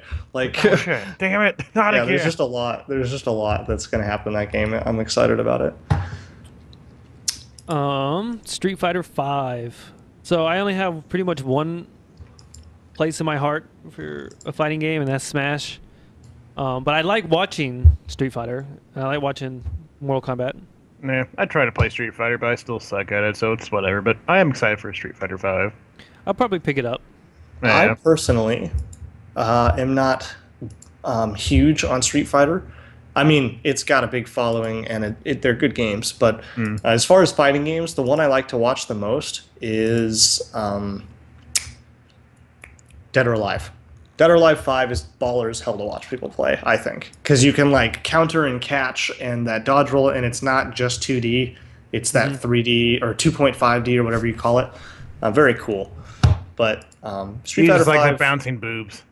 Exactly. Street Fighter 5 apparently is a little bit slower, though, as far as speed of Slower combat. than 4? I guess. That's what I heard. Holy shit. Because 4 is pretty slow. Is anyone here a fan of... Oh, go ahead. I was going to say, if you watch like competitive Super Smash Brothers Melee, like watching other fighting games is like watching everything in slow-mo. Yeah. Oh my god, Super Smash Brothers, people are insane. That wave dash perfection is sick. And the control of like meteor smashing and edge guarding, it's like, what? How do you even do the things that you do? Is anyone a fan of Hitman? Because the Hitman, I've never played them ever. No, but the Hitman I mean, I've game never looked played kinda- them either. I've played all of them, but it's whatever. I'm pretty excited for this one. I thought they kind of ended like at the last one, but it's whatever. It's Hitman. It's Yeah. I feel like they put like This guy too much looks story different into than it. the rest of the Hitmen. He looks younger. Yeah. Oh, good Maybe point, it's he just might. because of graphical fidelity, maybe. Might be. However, I mean, one thing that I heard was cool, and again, never played the other Hitman, but I like the idea of this one where some of your hits can come up randomly, and you have like a certain time frame to do them, and if you miss it, you never get the opportunity ever again.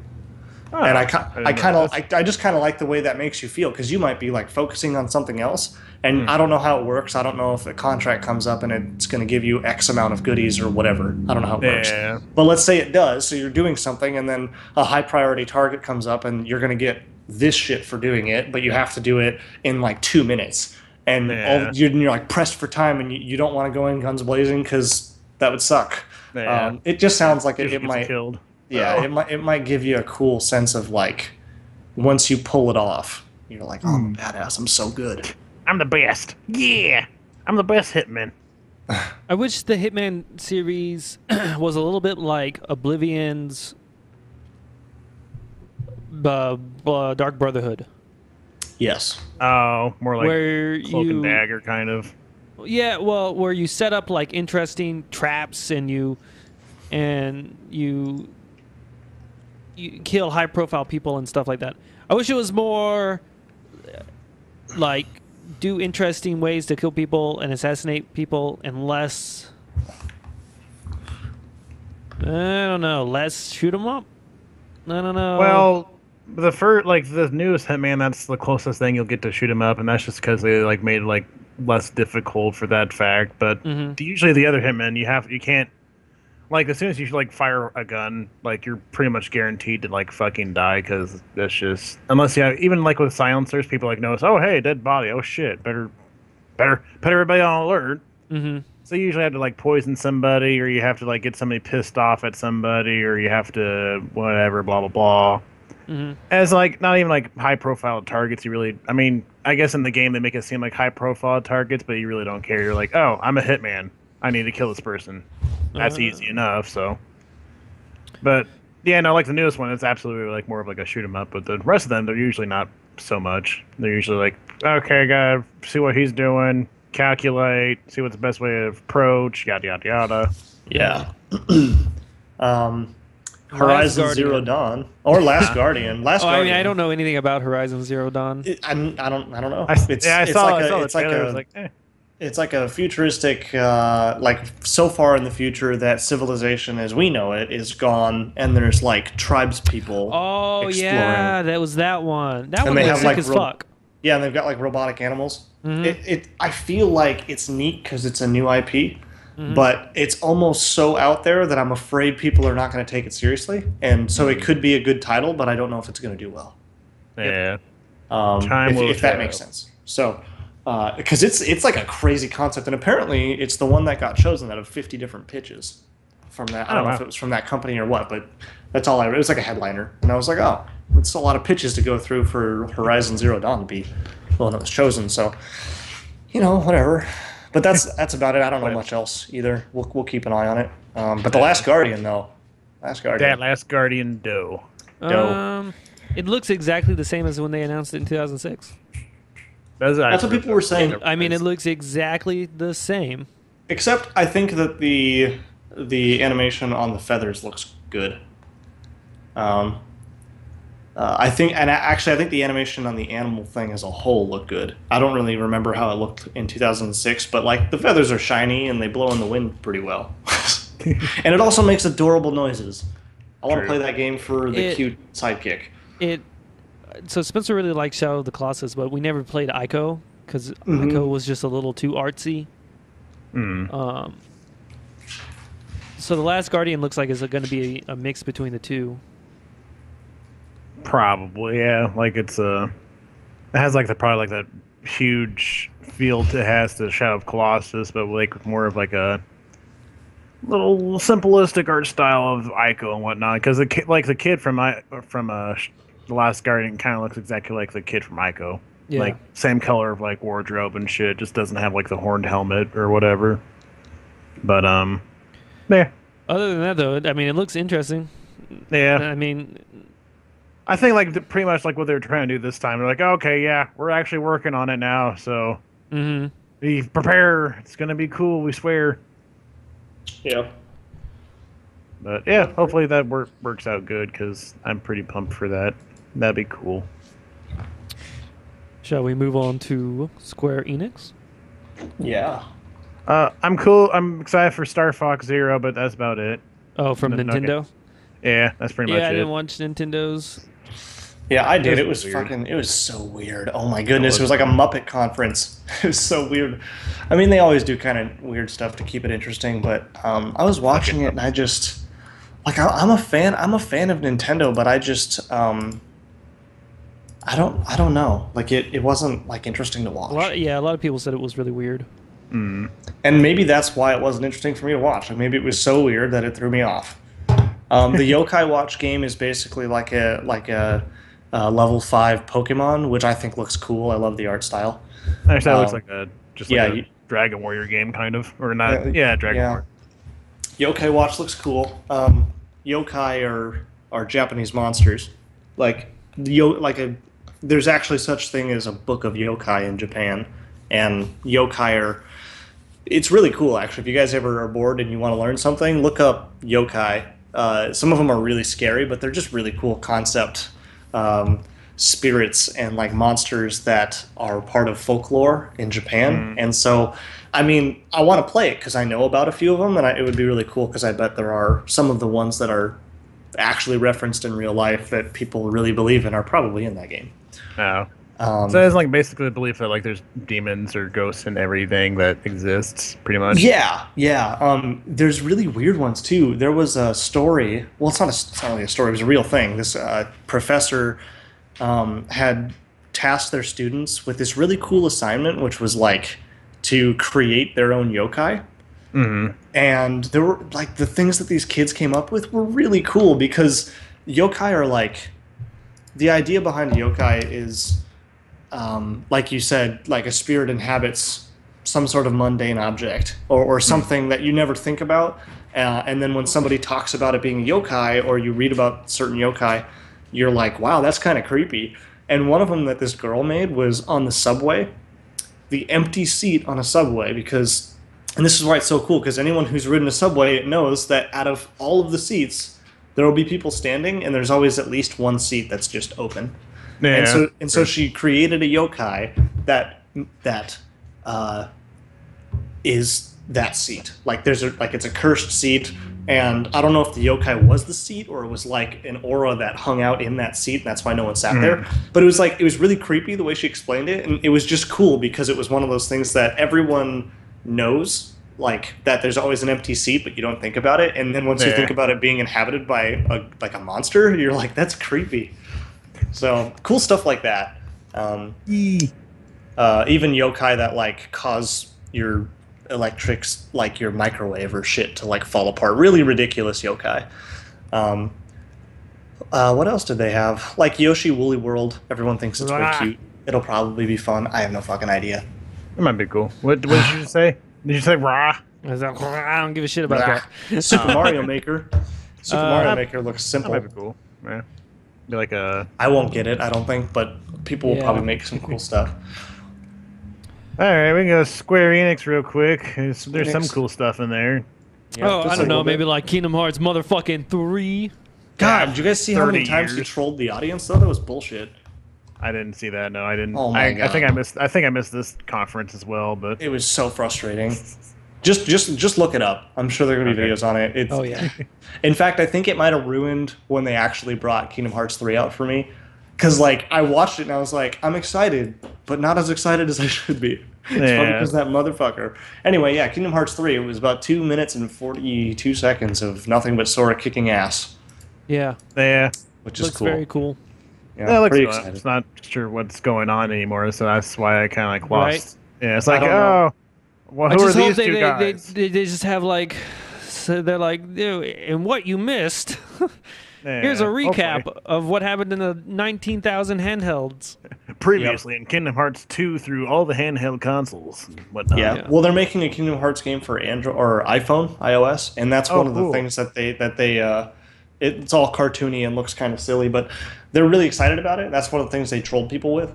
But the thing is, the story of that iOS game is going to tie into 3, which is shitty, because what about people who don't have an iOS device?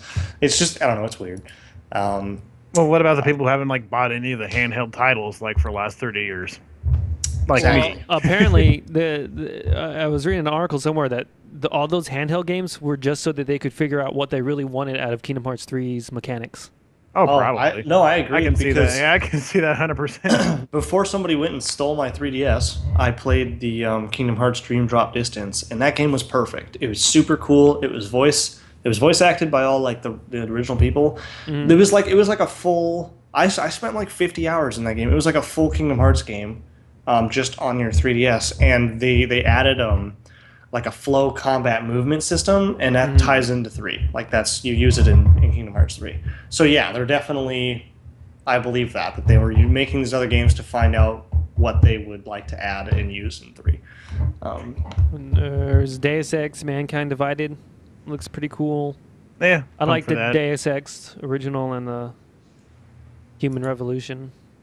So I need to play the first one, but I have played Human Revolution. I wasted hours on that. And Just Cause 3. Fuck yeah! I've never played any of them. I just like finished playing Just Cause 2. Huh? They're just really crazy. Yeah, it's pretty much just like playing like an 80s action movie. That's pretty much the entire thing. It's like, destroy everything, fly around, shoot shit, jump on cars, steal cars. It's cool. 80s, man, whatever. And then Rise of the Tomb Raider. I played like 80% of the new Tomb Raider and then never finished it. I have no idea why.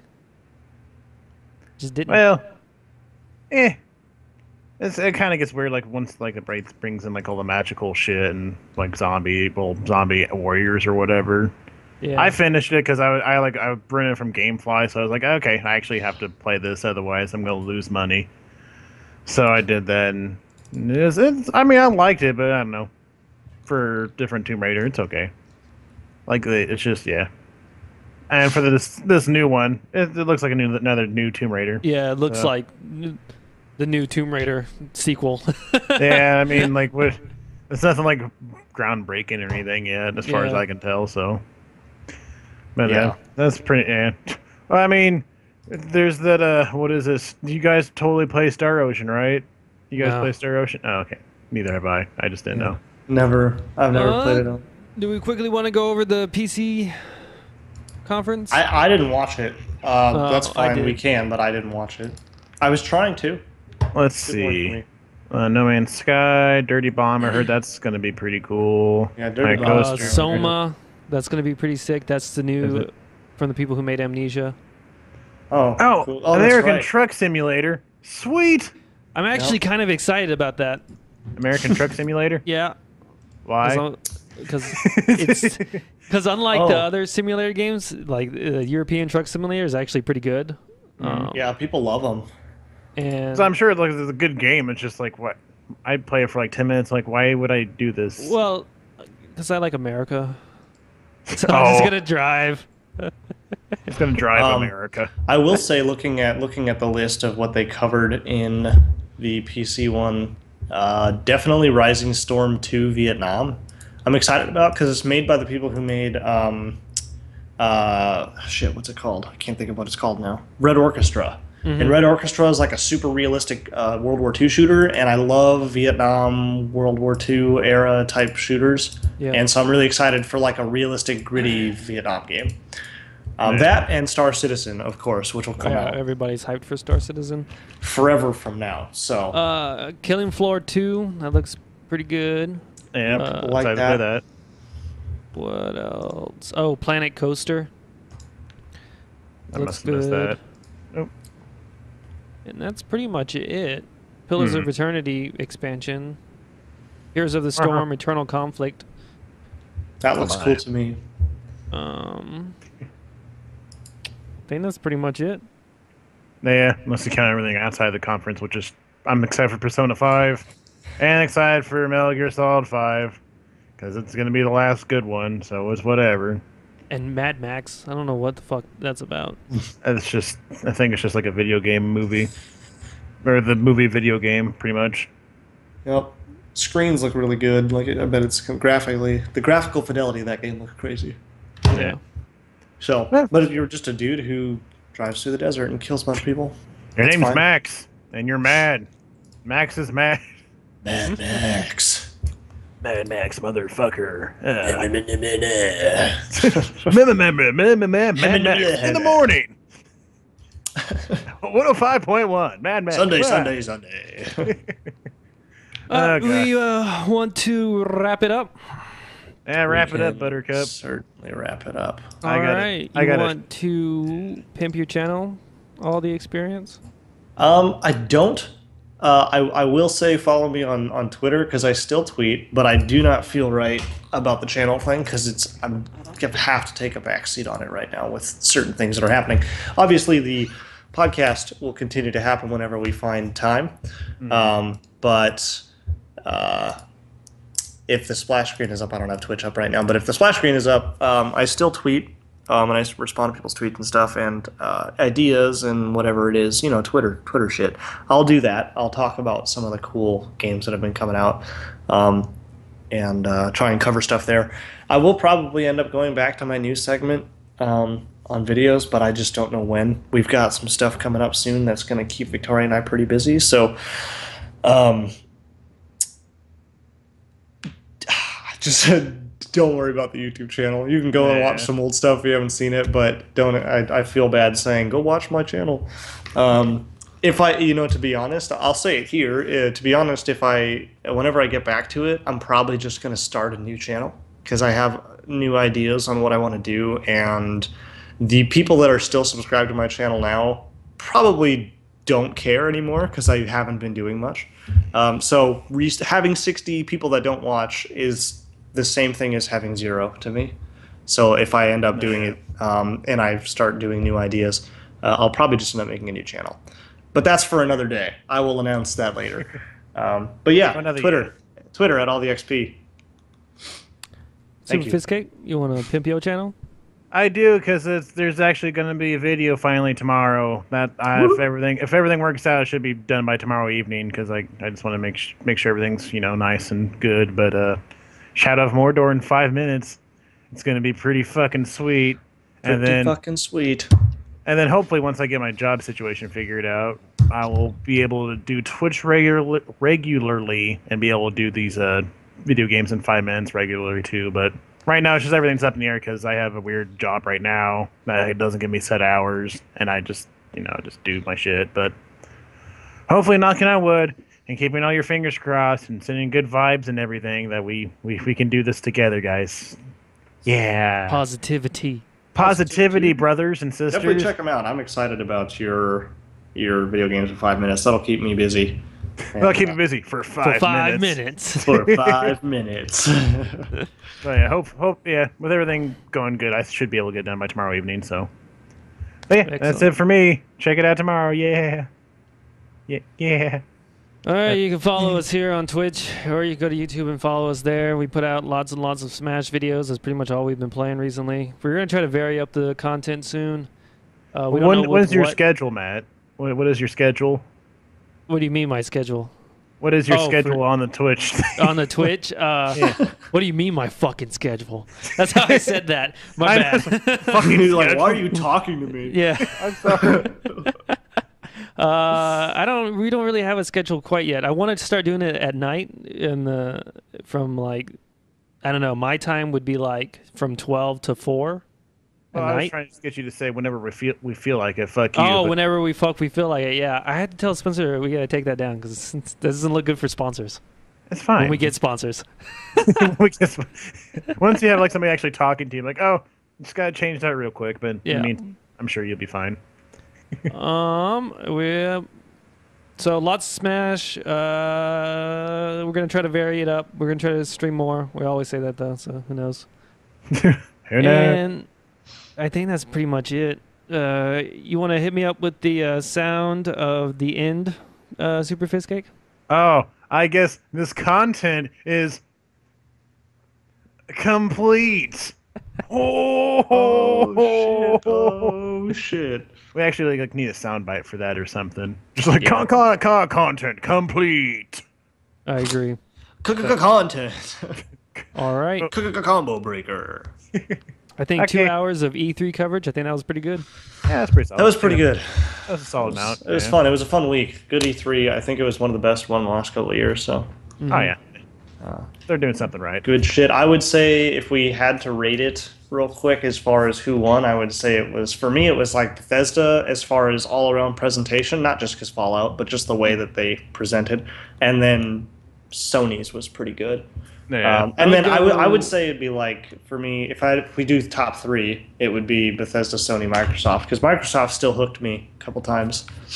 I would go Bethesda, PC gaming, Sony. That's good. Oh, also way up there, like maybe 1.5. Like he should be 1, but Bethesda took it. Is that dude with Unravel? That guy alone. Yeah.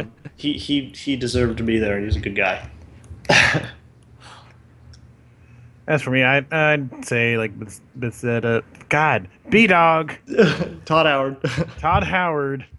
And yeah, obviously Todd Howard and Sony. That's who the one for me. Yep. Nice. Good shit. All right. Wow. All right.